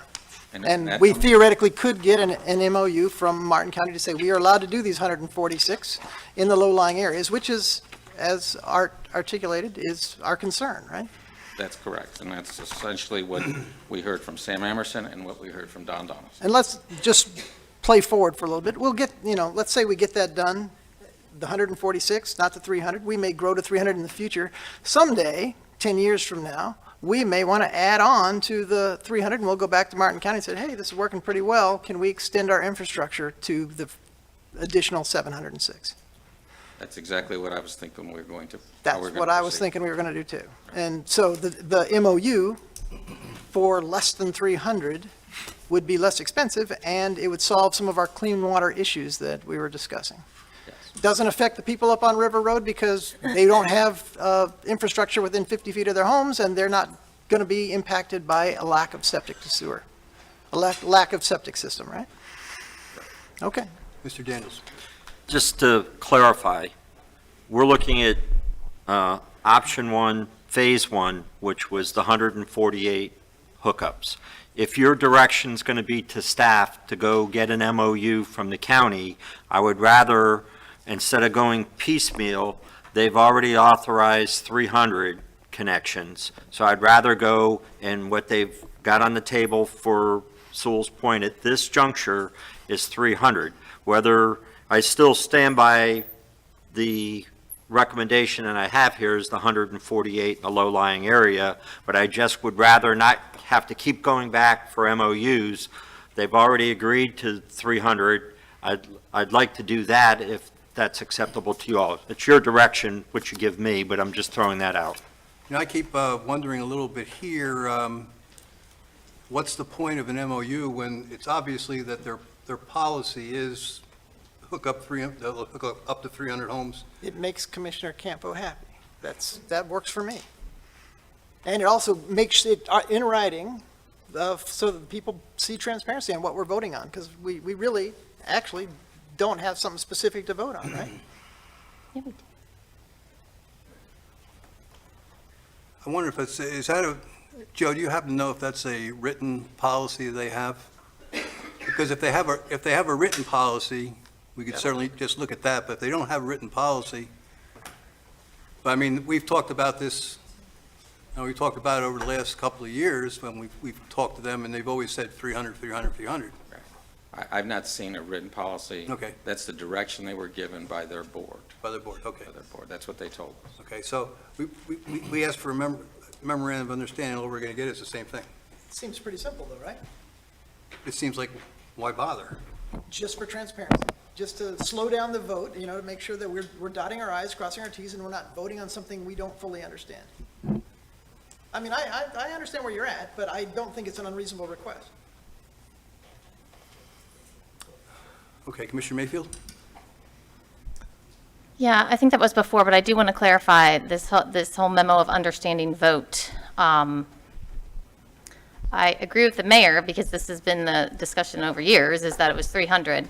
But if this is what's going to help unite the commission, and it will not cause any, I mean, would it make Martin County less likely? Is it a problem? I mean, not, meaning, would it make things worse? But I definitely don't think it should be for higher than 300, because that is too far in the future to, I think, try to bind parties. Go more than 300, so it doesn't matter. Right.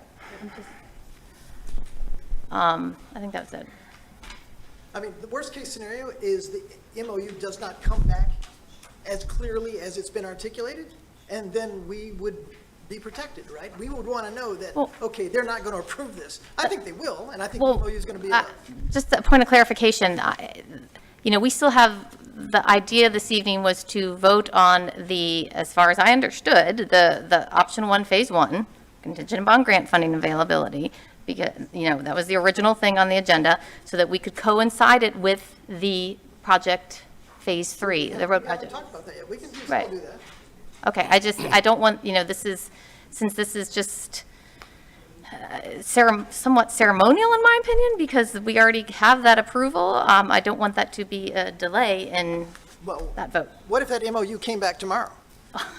Well, we're voting tonight. I know, we can vote on the MOU. He can go get it. They can draft it up in a day and give it back to us, and Well, No, there- but you it'll have to probably take a couple weeks, but my point is. There may be another option here that we haven't considered, since we're going to be, looking at the, approval of option 1, phase 1, contingent upon grant funding availability. We could even add onto that, in obtaining an MOU for services from Martin County. I don't have a problem with adding it to the recommendation. I don't think it should prevent us from moving ahead, or at least talking about the recommendation and making a vote on it. So if we want to, I have no problem. I don't necessarily think it's necessary here, because we already know what their position is. But if it makes the commission happy and we think it's more transparent, we could add it as an addition to the overall recommendation. Call the question. Well, wait, I think that's a good solution. I think, so this is what we're voting on, since it's been a while, clarification is, we're voting on the separate MOU, or, because we're not voting on, Right, so, we're voting on the separate MOU that I think you made the motion, right? Let me Commissioner? clarify then. We haven't gotten to the next point of the agenda, which we should still get to talk about and perhaps vote on. That has nothing to do with this. right, well, I'm just discussing that. If I want it to be, and I'll clarify with the lawyer, if I want to make the MOU part of the recommendation for what the mayor said, then I need to vote no on this next vote, or? Yes, that's correct. Okay. Okay, I didn't understand that at all. You'll have to explain that to me, because I haven't gotten to the next vote yet, so I don't. Well, he made a motion and you seconded it Yeah. for just the memo of understanding. With Martin County. Yes. Yeah. And so I liked the mayor's suggestion of putting it together under, because this one already says contingent upon grant funding availability and the memo of understanding. That way, it's Are you written. saying in the MOU, there will be a sentence that says contingent upon grant funding availability? No, not the no, MOU. In the- what we're voting on, just to make it original clear. recommendation here was to approve the septic sewer conversion project for option 1, phase 1, contingent upon grant funding availability. Okay, but. And that- a method of And understanding, a method of memorandum of understanding. Okay, but that, all right, you can And make so- that motion, but that motion's not yet been made, right? Right, but if I want to vote yes for his, I wanted to clarify that I should vote no on this one that's already on the table, because that's just for the memo of understanding. Solo. I want to make it part of I'm sorry, I'm slow tonight, Yeah, it's getting late. I still don't understand. Are you saying that you'll vote no on this vote for the MOU so that you can add the MOU to the second vote? Correct, Yes. correct. Because I wouldn't, Why? I wouldn't want the MOU to, you were talking about, oh, it's going to take a day or what, that would in Oh, theory hold okay, up so the you wanna- vote for you wanna tonight. put them together? Yes. Yes. Okay, Well- well, I Oh. will make a friendly handshake to say, if you include the MOU in the next vote, I will also vote no. As long as you don't, I'm very transparent, much to people's chagrin who don't agree with me, but I mean, will stand by what I think say. the MOU Yes. is an intelligent step. The town manager said something? I'm sorry. All I was going to do is try to clarify this issue.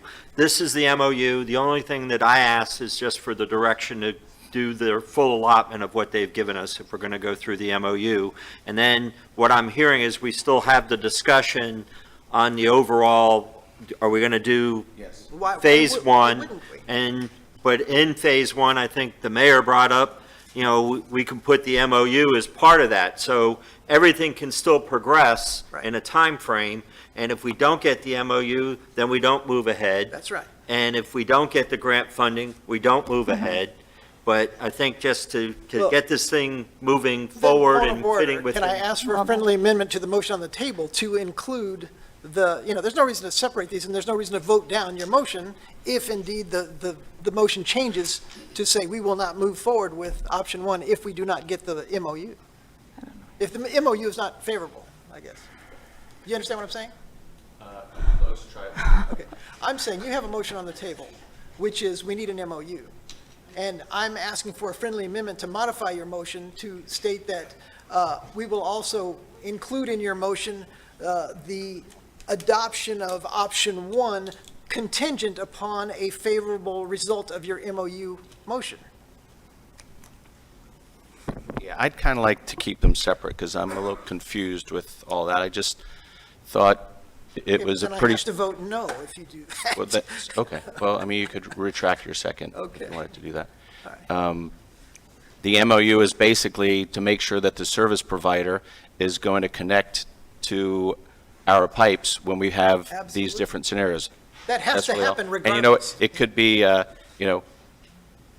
someone can get, as they say, hit by a beer truck. Sam could get hit by a beer truck. Don Donaldson could be, it's not people. We are making policies with governments. So I don't like it to That's be why I'm like, well, I suggesting- had a private meeting and so-and-so said something such.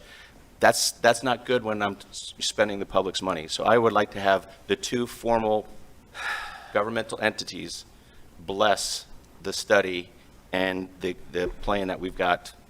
I think we're saying the same thing. Okay, well, I'm not going to get handcuffed to my vote later on in the agenda. Okay. So I'd like, as I said early on, I'll let's keep. retract my second then at your request. Okay. Okay, so we have the motion, is there a second? I still have a question myself. I would like to ask our engineer a few questions, if that's okay, please. And, forgive me for maybe not grasping something, and I apologize for that. And I'm just trying to get a better understanding. It all goes back to cost.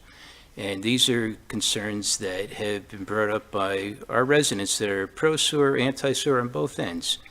And, one of the questions is the main line that's coming in. I know we're talking about low-pressure grinders. Now, what happens, and this is something where was brought up to me, matter of fact, it was just over the weekend, and it was one of the best questions I've received. And it was mentioned that what happens, let's say we're 2 years from now, and first of all, what did we say the cost would be per hum if we were to go to vacuum or a combination of vacuum and gravity? For a hookup. First of all, I'm trying to stay within county policies, okay? I Just so understand. you know, we have to get, first of all, we have to pay for the system, right? Whether it's 35, 29, 25, 14 million, whatever one we choose. The system has to be paid for. We hope to go after grants, okay? So this is driven by how much we think we can get in grants, okay? So, and usually the grants want the grants want 50-50 participation from the citizen, or the community, okay? So in other words, if we're buying a system for 35 million, right, then basically 17 million has to come from somewhere. Now, you may find some way of getting the money, but it's usually coming from the property owners, okay? So what I tried to do is say, okay, how can I provide a system to the residents where they're going to have to pay a certain amount of money and match 50% of the total cost? And the county policy from their board is to keep it under $12,000 per connection. That's the program they're currently under, okay? So therefore, I'm taking up to between $8,000 and $12,000, and I'm using that to match the total amount of money. And so that's the only program I could find that would keep us under the 12,000 without going to another source of funding, okay, which may be a special assessment. And that would mean we'd have to pay for it over a period of time. And once we get into the special assessment program, there's other things that we have to consider, okay? And so that, once we get into the special assessment program, we end up having mandatory assessment, okay? So I'm trying to keep us from getting into that, which I know gets very complex, but the point is, the only way, from the numbers we're showing right now, okay, and the numbers have gone up over time, and they'll probably continue to go up, but basically, the only way I can do that is going to the grinder system, okay, where I can get what I think is a reasonable amount of grant money, and then I can match it with the connection fee that you can go to Martin County and pay your $8,000 to $12,000, and they will hook you up, and that would be your match. That would be the match. Okay. So I've classified it as a connection fee, and that's exactly what they did in North Sewalls Point. All right. And we're limited to 300, correct? That's what they're saying. We can maybe go a little over, they may not yell if we scream. Okay, and this is what I was trying to say before, and I don't think I was able to get the point across, and I think maybe I could get a better understanding from yourself. You know, one of the things is, let's say sewers become mandatory 3 years from now. Martin County, if it's not in writing that, you know, we can't go beyond 300 grinders, and they're going to stick with it, and they're going to say, no, we told you, 300 units, you're done. And what happens, the state now mandates it. What else can we do to hook up the sewer? At that point, it would have to be gravity or vacuum. And at that point, it might cost 30, that's why I came to the 30, because I'm basing on the numbers that I see in here. And I was figuring 50-50, the same thing, and that comes to about $30,000 per hookup. And it might be more by then. And that's where my concerns were. The other thing is the main that's going to come in initially, is that capable of handling high pressure or just low pressure? We've planned for all the systems for between the 6-inch line coming from that lift station and the force main going north, all the way to down South Sewalls Point. Would that be? All the systems we planned on a 6-inch force main. And it can be low pressure as well as it can be high pressure, but in this case, it would be low pressure. Okay, but it could be high pressure. It could be if high we ever pressure. did And that's vacuum. why if you look at my options, you'll see some blue dots there where lift stations are. Those would be, then we would be putting in lift stations, which would make it more high pressure, okay? And, you know, So bottom line is, the size pipe is not going to change, okay? The size pipe will not change, depending on either system, okay? okay, you answered, that's a very important question. Right. The main thing at this point, I think my number one concern is not to be limited to 300. It just, if we're limited to 300, and I understand why, because what happens if the power goes out, even if we have little generators, whatever we have, they know they're going to have to come and pump. If we're out of power for 2 weeks, 3 weeks, somebody has to pump out those grinder tanks. That water's got to go somewhere, and they don't want to do it. I'm assuming that's probably the reason. And the other thing is, I did speak, and you know the gentleman I mentioned before, who I spoke to? Clifton. Nick Clifton? Yeah, I spoke to He's the one that told me if even no home would be exempt if they're over 1,000 gallons per day. And we have some very big lawns. And this is something else I want to get clarified, because he said they would have to hook up. And I go, even if they live far away the other side of the peninsula, they would have to hook in. And he goes, yes, they would, as long as there's a main. If their septic system fails, and this is from him. I wrote his name down, and I got all specifics. I got ordinance numbers, and I also, I got Florida statute numbers on that. So, you know, he gave me a lot of information. And, you know, I just we need to get more clarifications. And I just feel we still need to get these questions answered. And like I say, I'm not comfortable with a limit of just 300. And the other question, because this was brought up to me several times, what happens if, let's say, 100 people hook up, and that's all they get? What's the cost going to be? Is to make up the difference, are the taxpayers going to have to pay for the other 200 that didn't hook up? Or just the 100 people are going to have to pay the difference? So in other words, would it cost now $20,000 to hook up versus, $10,000?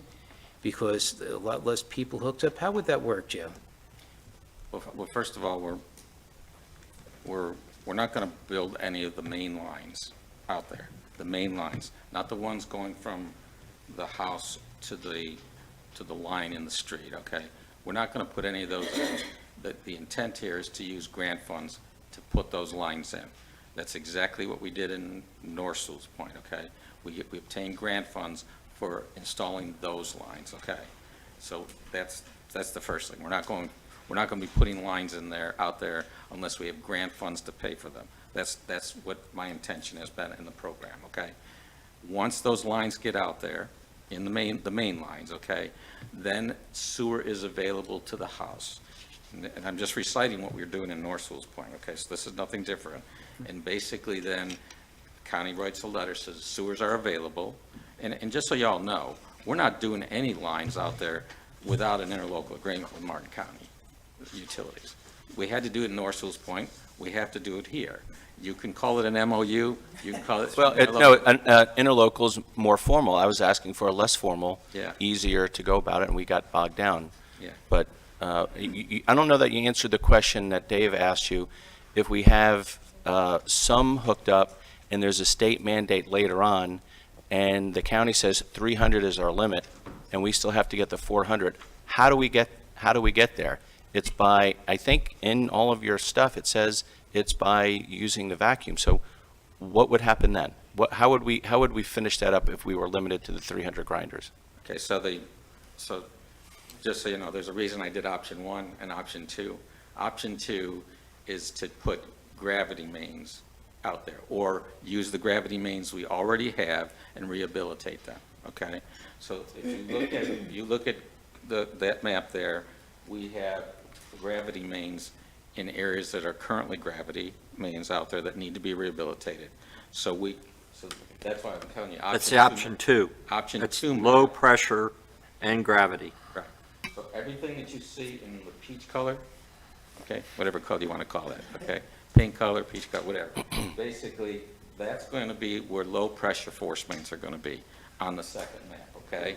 The other clear white areas, those are going to be where we're going to have to put gravity mains. And then we've already heard that from Sam Emerson. He can accept that plan right there, option 2. The problem we had with that one is I have to go into a special assessment because I don't get 50% of the cost out of the residents to match the grant. So that's the reason I'm saying we would have to figure out another way to we either got to get more grant funding, or and if the grant funding keeps us at 50%, we're going to have to figure out another way to get some money from some other source or residents or some other way that pays for that 50% match. That's why I went to the low pressure main system, because I can get that out of the $8,000 to $12,000 per resident fee. If I can, just for 1 second, thank you. But this is assuming that 3 years from now, they're going to come down and say everybody has to connect. They're not going to do that all at one shot because it's an impossibility. So I'm sure the state is going to give some guidance over a period of time, and probably a reasonable period of time would be 5 years. Now, as Joe said, though, if we still have that problem with the county, which they might change if that's the case, but we don't know, and then we would have to go to a special assessment. But it's not going to be like a light switch, you turn it on and everybody's got to connect. We're going to have to still do the infrastructure, and they realize that. The state legislature, granted, they want people to connect, but they're not going to pass something that you have to be connected right away. Right. Well, I think Sorry, an MO. Have I been ignoring you over there? Go ahead. I've been hesitant because I don't want to stick my neck out here on this, but what I'm kind of hearing a consensus is that you all would like staff and myself and Joe to work with Martin County to develop an agreement, whether you call it an MOU or an interlocal, but an agreement that says they will hook up to 300 homes, phase one being 148 homes, it's contingent on grant funding. Yes. Is that it in a That's it. nutshell? Got it. That's it. It's as simple as that. And from listening to everybody, that might even get 5 of you. I don't know, but. No, we already talked about all this, and we were going to. Right. You know, Meaning if. But it sounds like So one. So that's I- part of it for So them. I will restate my memo to align with what Glenn just said.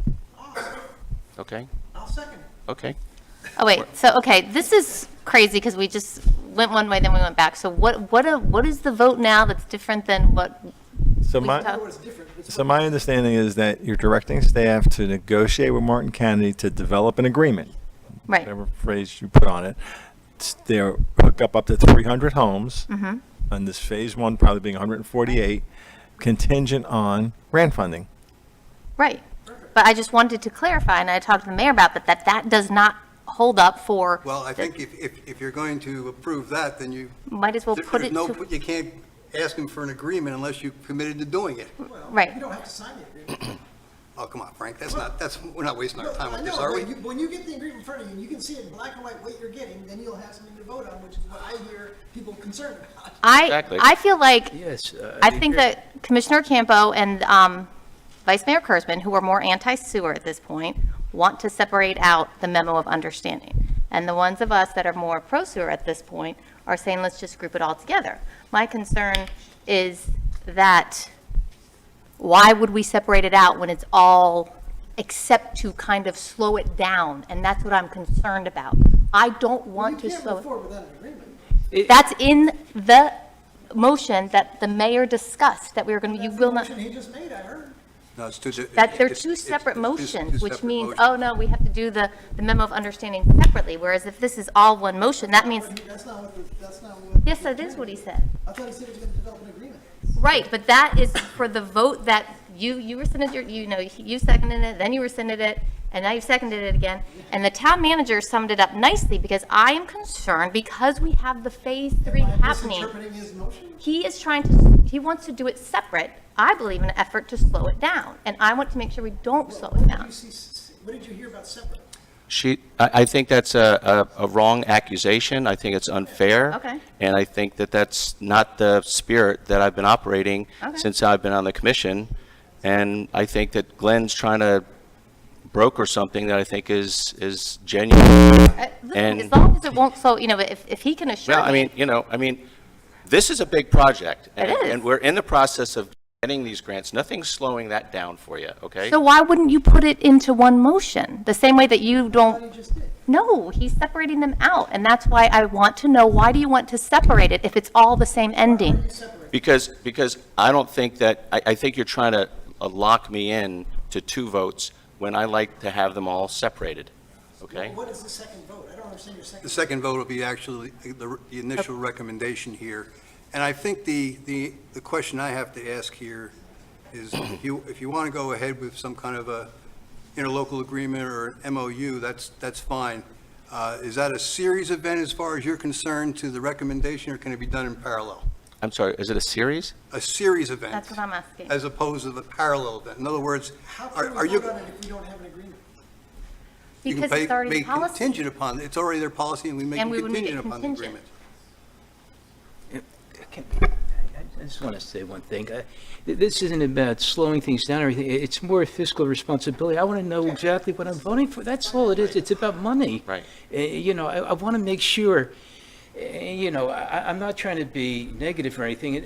I could be the biggest pro-sewer guy, and if I was, I would still ask the same questions I'm asking now. Because, Right. And they're good questions. Yeah, My, and, I'm looking after everybody. I had concerns from people that were very pro-sewer, and I'll name one, Yeah. needs to be Barrett. Yeah. And, these are things that are of concern, and, I just want to make sure that we're doing the right thing.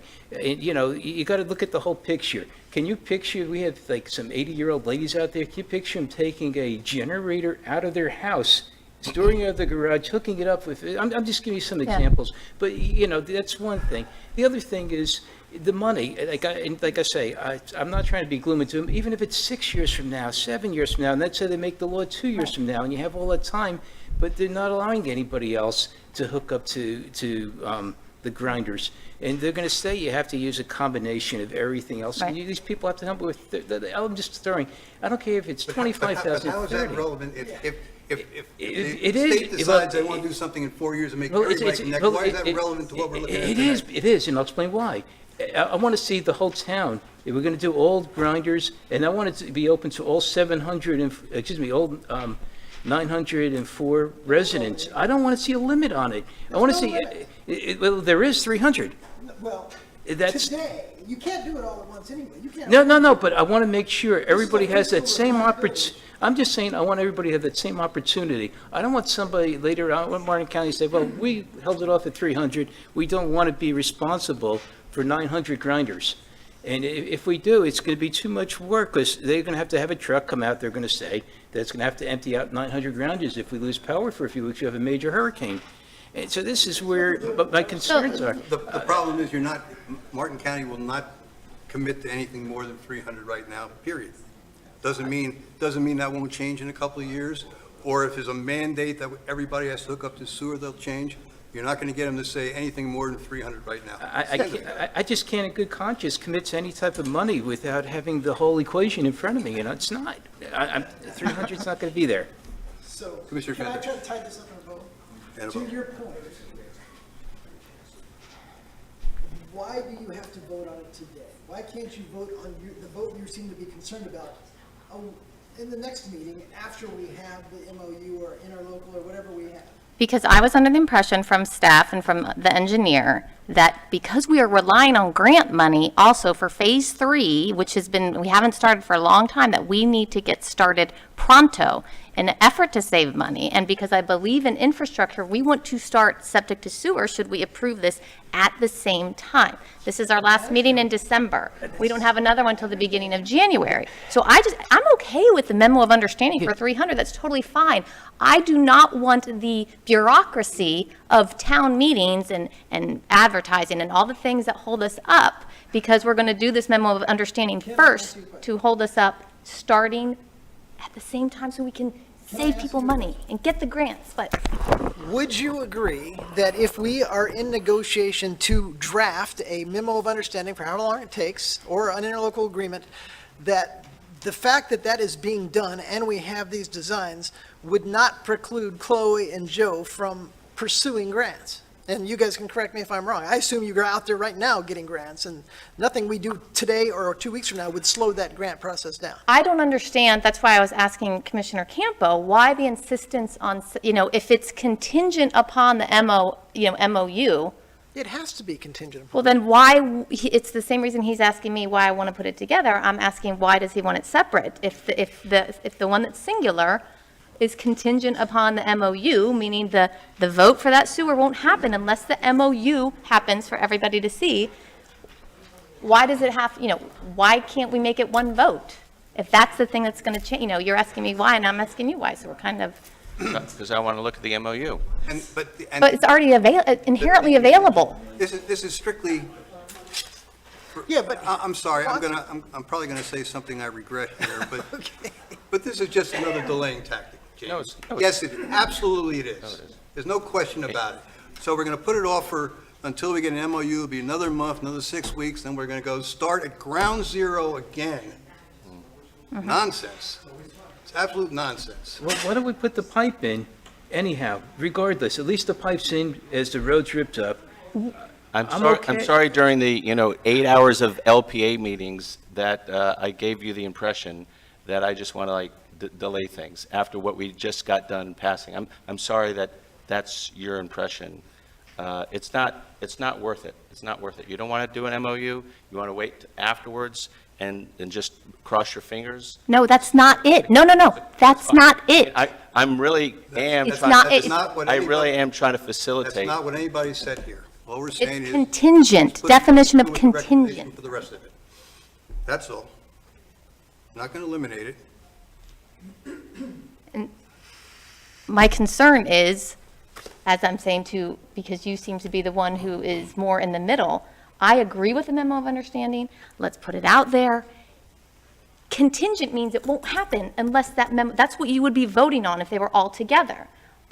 I feel like I'm giving a good reason why we should do it all together, to not delay, so we can time it with phase 3, so we can get the grant money. I don't I'm believe not we're slowing sure. down, but I do want an MOU, and I Yes, do want and this interlocal agreement. I think we. Right. I don't think we have to stop anything else to get it, but then, Well, that's where we're headed here, and if we. okay. If we. Well, let's I'll rescind my If we- second again, if we and we can include- somebody else can make a motion. If we include it with the overall recommendation, I think everybody will be okay with it. Okay. Rescinded. All right, why don't you, Mr. Campo, why don't you restate your motion, and let's see if we, I'm done. you're done? Okay. Why don't you make a motion then? Well, I would ask the mayor, do you want to go ahead with the motion now, or do you want to officially move on to, even though we've already kind of all, Yeah, let's, we kind of grouped the yeah, two let's. together, Let's so. go ahead with the other, and then, You know, I'll go ahead and make a motion to approve the septic to sewer conversion project for option 1, phase 1, contingent upon grant funding availability and a memo of understanding with Martin County Utilities for this phase, or for 300 homes. I will second it. discussion. Vice Mayor Kurzman? Yeah, what I was trying to say before, I'd be willing to say we put the pipes in, because we're worried about the pipes. That's the main concern, is while we're trying to do this right away. So rather than jump and say we're going to do all this, let's do it the right way. We could put the pipes in, because that was the part that we're worried about, is ripping up the road twice. And I could appreciate that. I'm on the short end of the stick either way. I get it. The only thing I'm going to say is, we put the pipe in, but I'm not going to settle on 300 homes for this. I can't support it. I'm willing to say, you know what, we'll put the pipe in, and then we discuss and we do it the right way. I just don't want to, I just feel it's too, I'm not prepared to say yes, and I apologize. Whether you That do or put it don't, aside. I think you're getting what you want, just so you know. This, when you and I speak 5 years from now, you will realize you got what you're concerned about. I don't know, we'll see.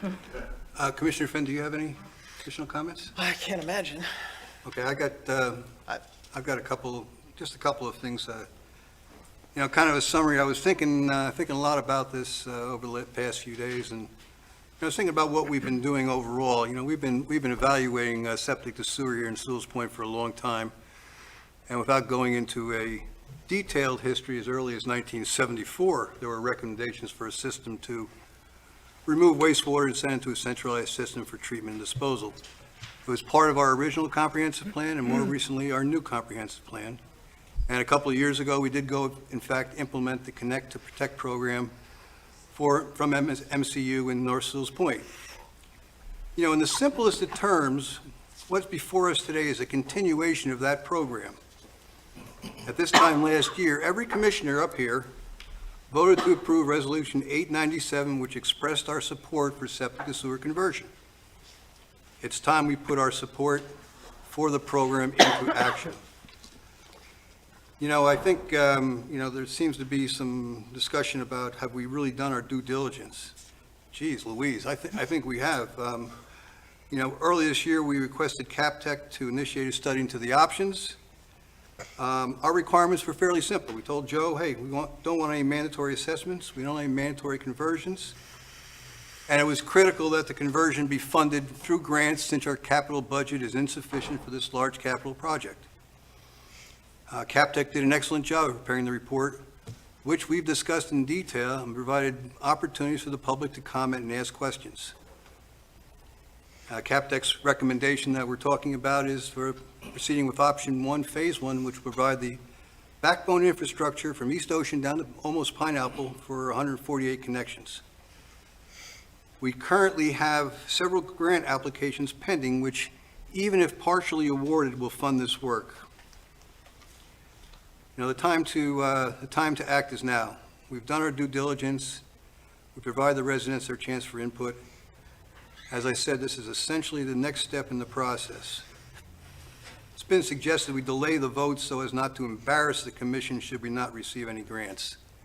That's utter nonsense. First, it once again shows our lack of resolve to move the project along, which is a bad signal to the granting agencies. We got people there thinking about grants, and they look at us, and we can't make up our damn mind whether to move forward or not.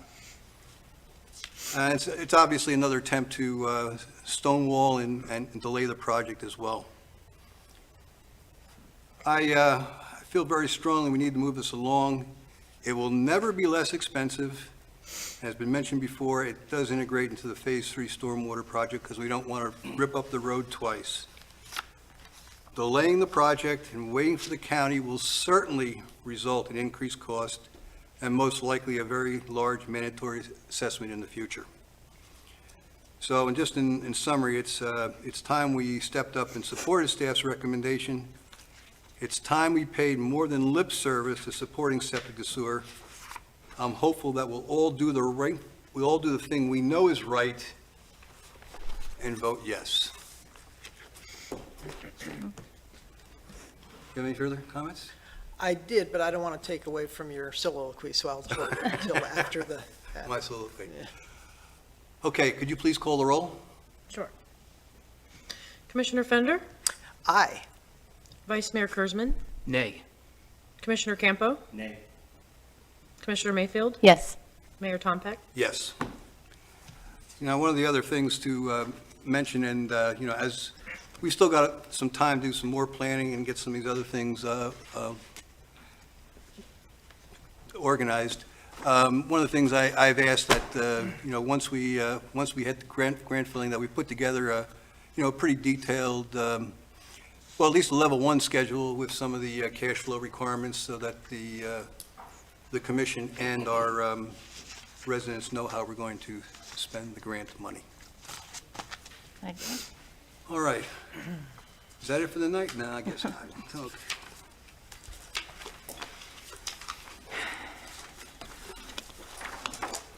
Temporarily lost my agenda. All right, so next item is item 11, new business, code enforcement board members. Mr. Daniels. Yes, sir.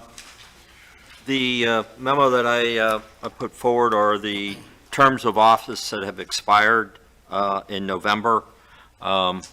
We didn't have an opportunity to get these on the agenda prior to this meeting because of Thanksgiving. The process that we're following, I'd like for you all to look at it. You know, we didn't have time to get anything implemented because it's your decision on how you want to proceed in the future. But most of the jurisdictions that I've been involved with, we've done advertise the vacancies, and whether you reappoint somebody that's in that seat, everybody would apply for whatever the vacancy is, and you would then make a decision out of people that are interested. I know historically we've done where each commission member has appointed somebody from their district, and that's fine. I mean, I've just thrown it out there, food for thought, and then you know, there could be other people though that would come to mind if you did some type of an application process. The only thing that I expect out of appointees is to be objective, not to bring their personal feelings into their rulings, especially when you're dealing with the code board and, you know, the building side of it as well. But they're really the ones that are passing judgment on what they do. They can't side with somebody because they're a friend of theirs or a neighbor of theirs. They have to look at the thing objectively, or because of a, you know, political opinion that they might have. They just, you know, have to be neutral.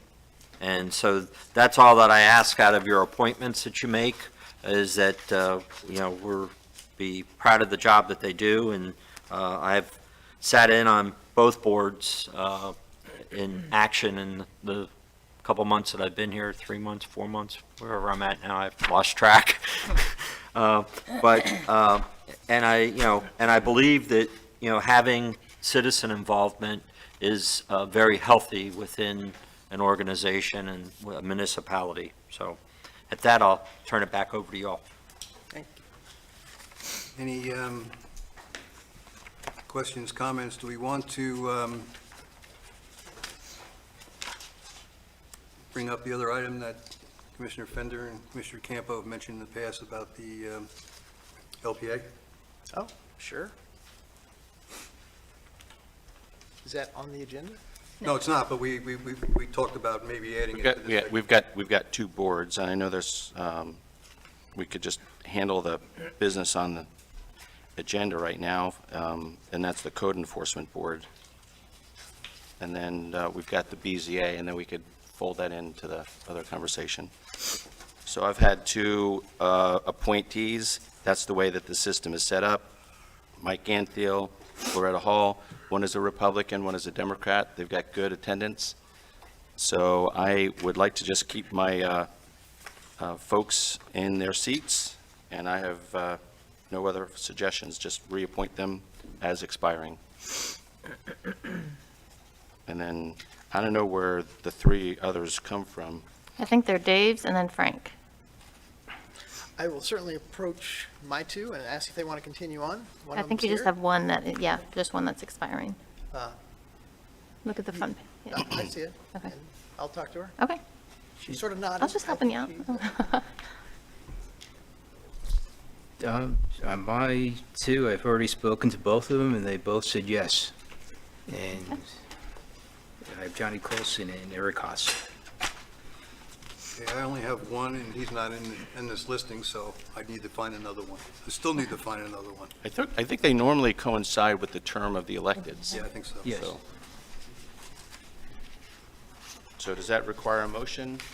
Yes. Okay. So then, should the motion just be on the top four then? Will you I be think reappointing notion is to everybody that's... Reappoint and come back to vote the next time, right? It's, the only ones that expired are ours, mine, and yours, James. I just can't guarantee that mine will say yes. I haven't talked to Naomi. She's a good friend of mine. So do you want to, you can table it and then make the decision at the... No, I don't think we should table it because our business is done. So Oh, okay. Well, I'd like to, we can approve yours, sure. I'd like to prove, yeah. So why don't we approve, You're okay? Okay, so we can approve mine as well. okay, great. So I'll make a motion that the five, Johnny Colson, Eric Haas, Mike Anthiel, Loretta Hall, and Kathy Muskowski be reappointed to the Code Enforcement Board. I'll second. Okay. Please call the roll. Mayor Tompeck, Yes. Vice Mayor Kurtzman, Yes. Commissioner Campo, Aye. Commissioner Fender, Aye. Commissioner Mayfield. Yes. Okay, the next item is the Board of Zoning Adjustment members. Mr. Daniels? Yes, these expire in December, and it's Thomas Collins, Diane Kimes, and Stephen Sador, who's the alternate. So, I'm sorry. So have you received any applications or resignations from those three? Because my recollection is that they're more collectively elected than individually. So what's your indication? Have you spoken to all three of those, and have you received any applications for any new members? I've spoken with Diane, and I haven't personally spoken with Stephen Sador, but my understanding is that he is willing to stay on. Mr. Collins, I had heard that he's moving, his house is for sale, and he's moving out of the area, but I haven't reached out to him. My recommendation would be not to reappoint. Was there other question that I had? Yes. Anyone that applied? Yes. Yes. Yes. Ms. And Bashor. are you going to read? I sent you guys the application. Yep. we Looked thought- good to me. Yeah, it looked good to me. She was going to be present tonight, but I think she was. Yes. I just don't have that. Gave up. Can you refresh my memory? What's her name? Yara Bashor. Yara Bashir.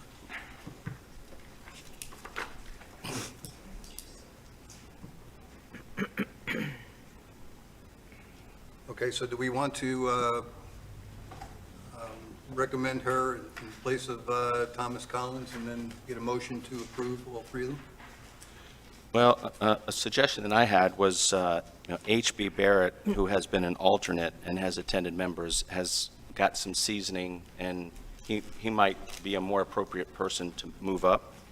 I happened to meet Yara Bashor because she is building the house on Miramar and Sewalls Point Road, the house that's built around the tree. You know? Oh, wow. Yeah. So I think she would be a great addition because she's an attorney and an architect, and she's saving a tree. Nice. So, She could be the alternate, maybe? She If might be we move a up good alternate. HB and then make her the alternate? yeah, that's kind of the direction I was going in. See, she'd like to be in the code enforcement board. We can get her on that, too. Do you want to make a motion to appoint HB? Sure, I will move that we retain Diane Kimes and as an appointment, and that we appoint H.B. Barrett as a member, and that we put Yara Bashor as an alternate. I'll second. She can do it. Please call the roll. Vice Mayor Kurzman, Yes. Commissioner Campo, Yes. Commissioner Fender, Yes. Commissioner Mayfield. Yes. Mayor Tompak. Yes. On the other thing we were talking about, Commissioner Campo and Commissioner Fender, is can we just simply ask Mr. Daniels to put together an agenda item for the next meeting or the meeting after about recruiting some members for the LPA so that we can put them to work? Sure, maybe. Now, I know one of the first actions that you took, Mayor, when you were elected, was to put out a call for action for folks to volunteer to different boards. And I don't know that we got a lot of responses, but it might be a good idea to put a little article in the newsletter, asking, these are the types of responsibilities and duties, and specifically, now that we've handled these two boards, specifically lined toward an LPA. Now that we've done like 99.5% of their work, right?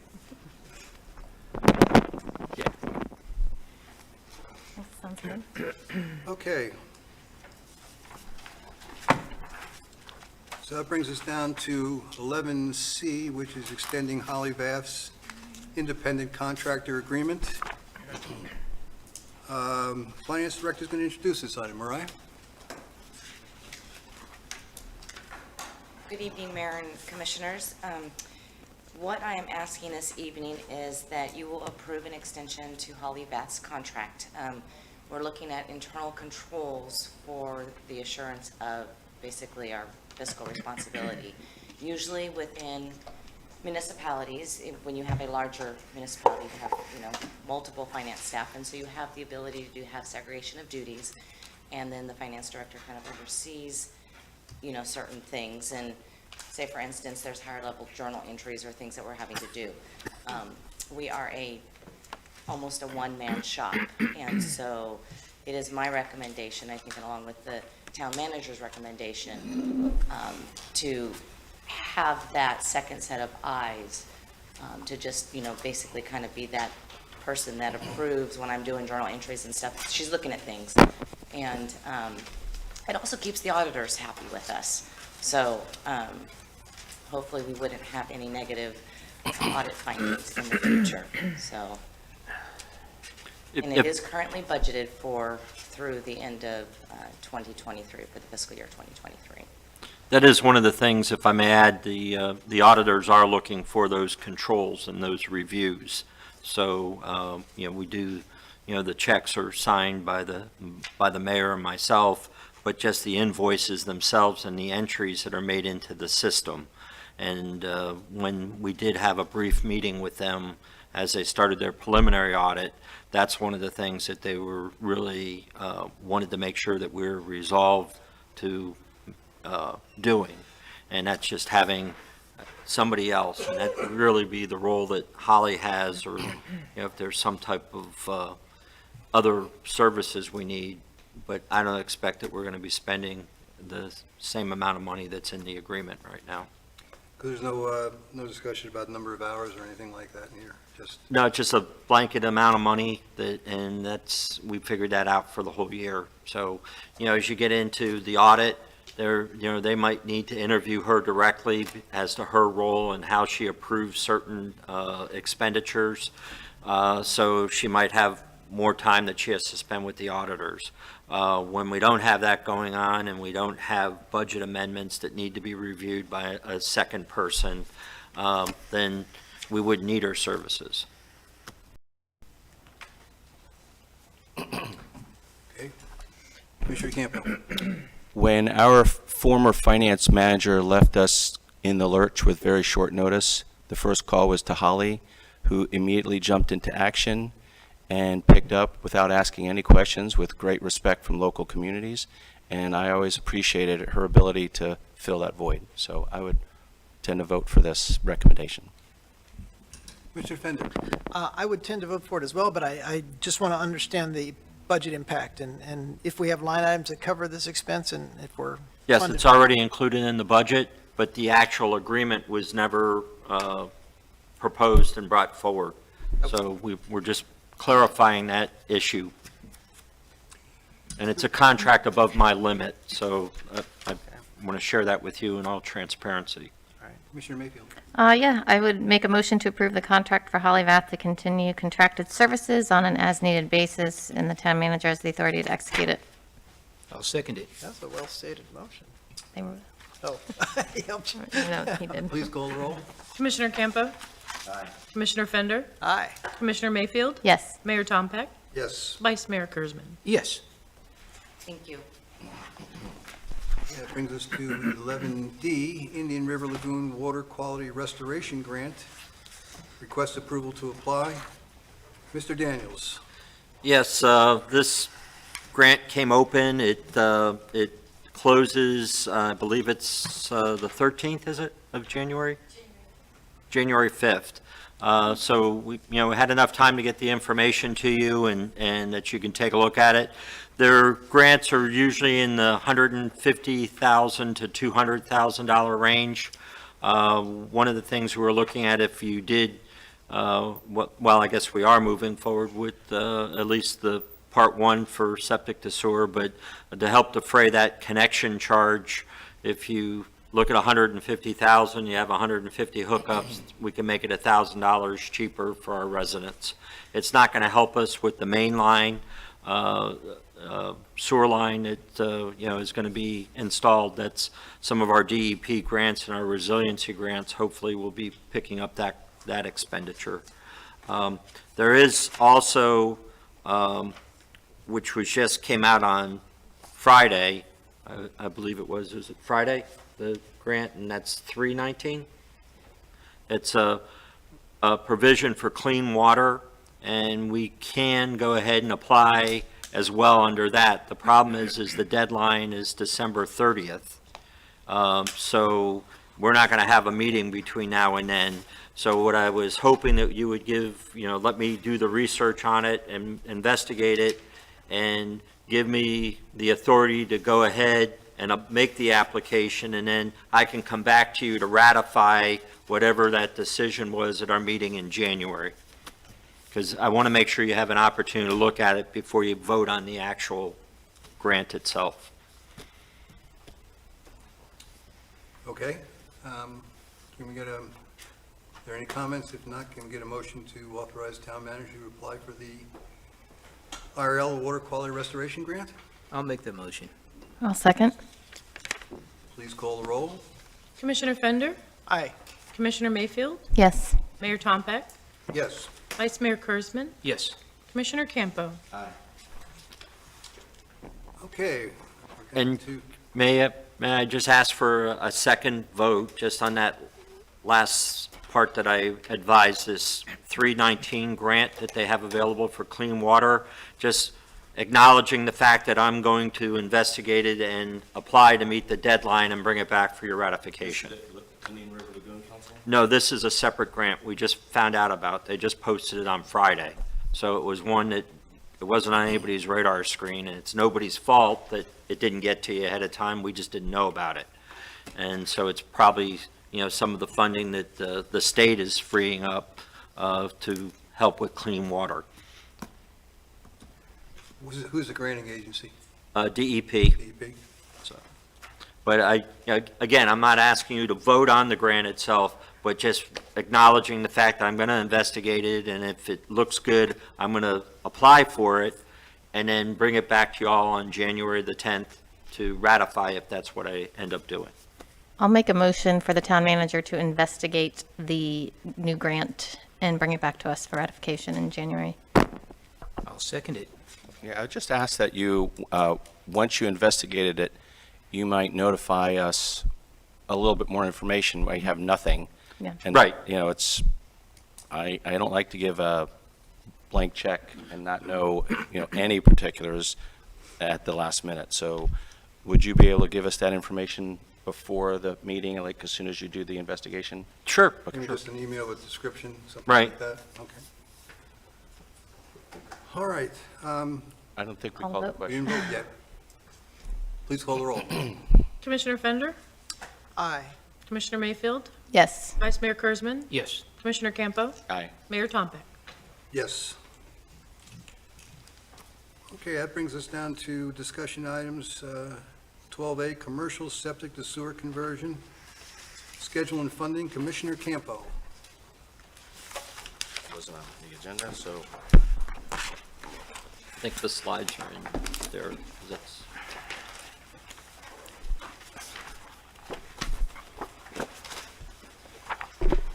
you want to, there was a time horizon?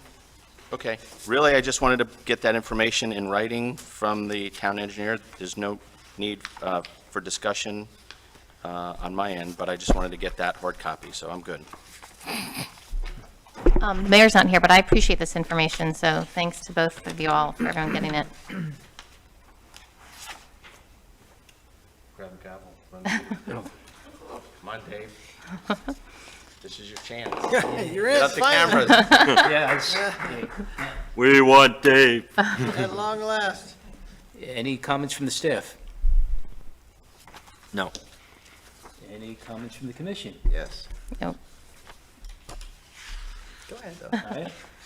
I was just going to say thanks to all the staff and all the volunteers because the holiday party was really nice. Yeah. And the town manager was there decked out and all the work that Chief Tina does and all the staff and Mariah making popcorn. It really is a nice event and I appreciate all the effort. Commissioner Fender? Yeah. I will second that because I wish I'd have thought to say it. Absolutely true. But I guess I didn't comment at the end of our discussion about septic sewer because it looked like the mayor had a prepared discussion. But I did want to address some of the comments I heard, which were valid and important, and some of them particularly so. For one thing, I heard, most of the people who made those comments have left, but I'm going to say them anyway for the record, and perhaps they'll pick up the video. Art started his conversation very articulately, and I was intrigued by his comments, especially about the comment of why we're doing this related to septic to sewer. And his point was, we all want clean water. And I don't know if anybody remembers as far back as this whole discussion started, but the whole reason we embarked upon this discussion at all was based on clean water. And, maybe we all have a different approach about how we want to get there, but the only reason that we're chasing this at all is and maybe you don't realize why clean water is an issue. Not because we're going to filter the water ourselves and clean it, but because we can't get Okeechobee to agree to not discharge when we don't clean up our own backyard. So as soon as we have another lost summer, and soon as water becomes an issue, and I heard a lot of people say, oh, the water's great. The water's not great. It's going to get bad again, and population is going to continue to grow. But as soon as we say, you've got to shut the dams and we don't want the water from Lake Okeechobee, they turn around and say, how dare you tell us what to do because you won't even fix your septic problem in Sewalls Point. That is how we got here. We are trying to fix clean water, not because we believe the septic systems will fix the entire problem, because we also need to say we all have to do our part, and you, Mr. Okeechobee, need to do it especially strongly. So, sometimes we lose sight of the clean water discussion, which is critical to this debate. And the second thing that I thought was very important was a couple of comments about disrespect. Absolutely not. Nothing could be farther from the truth. We have, every commissioner I have served with in 6 years has the highest level of respect for the position and the responsibility which we hold, and I think Commissioner Kurzman, of which sometimes we disagree, oftentimes are very aligned on the fiscal conservative nature of what we have to do here. There are some big numbers being thrown around, but we're not going to implement something that is going to negatively impact our constituents, and by the way, in simultaneously ourselves. We also live in this community. So the financial aspect of the decisions we have to make, difficult as they may be, are as important to us because it reflects on you, and we feel like we have a responsibility to the constituents, which, by the way, some of them voted for us, right? And many of the ones that voted for us are not in the room. The ones in the room are the people that actually right now happen to disagree with us, and they're not armed with the torches that I heard. Maybe they'll come. They should, if they feel as strongly about this issue as they did about trucks, as they did about reducing one police officer, as they did about the myriad other incredibly important decisions we've made on this dais. If this issue is as passionate to the community as we deem it to be, I would expect to hear it in this audience. And by the way, that is the sole reason for my decision not to make the community more divisive with a political circus act around whether a community as robust and intelligent and as lucrative as Sewalls Point can't have modern-day infrastructure in their system, regardless of whether you choose to hook up to it or not. I'll leave it at that, but I was sort of offended by the disrespect comment, but I agreed entirely with the clean water comment. And so, given the passion with which I, on rare occasion, argumented this discussion, I feel compelled to actually say a few more words about it. But everything that I do, and certainly everything I think the commission does, is based on immense respect for our fellow neighbors and also for the responsibility we feel like we hold to you. So I'll leave it at that. Okay, while I was out, did you go over the sunshine law update, perhaps, Glenn? or- Well, the sun is set, so, no, just for the record, I've, distributed to all of you a sunshine law presentation. I don't think if you have any questions, ask me. You can always call and ask, but the basics of the sunshine law, I think you're all aware of. You can't discuss public business outside of a public meeting, and that's it in a nutshell. And I think 50 pages of slides and presentation, which was based on one I just did for the Palm Beach County League of Cities, hopefully answers a lot of questions that you might have. If you have any, just let me know. Glenn, one of the things I've been thinking about is, we've all taken this training a lot, but I'm wondering if there's any additional update you can talk about in terms of social media? Any special things that we should be thinking about, since it's something that's in the headlines a lot? Yeah, social media is the bane of every local government lawyer's existence because, it's a collision course. You're elected officials. You want to communicate with your constituents. And on the other side of the coin, every time you're out there communicating, you're creating more of a public record than a sunshine law, but both issues intersect. Commissioner A puts something on Facebook. Commissioner B makes a comment on it. Are you violating the sunshine law? Or Commissioner A puts something on whatever, Instagram, and I don't do social media myself, so I'm not sure of some of these phrases. And, a constituent said something, and then Commissioner B comments on the constituents. So be very careful. And if you're going to do social media, work with the town and try and let the town be privy to what you're posting, so there's some kind of record that the town keeps, just like emails and text messages. You should never use your private email or your private text for any town business. And if you do inadvertently do that, forward it to the town so that the town then has that public record. So if someone makes a public records request, the town can then respond. But if you don't do that, then theoretically a person could request to see your private device to look at your text messages and emails and see, whether or not they were used for town business. There's tons of cases on that. That happens more often than anybody wants to think about.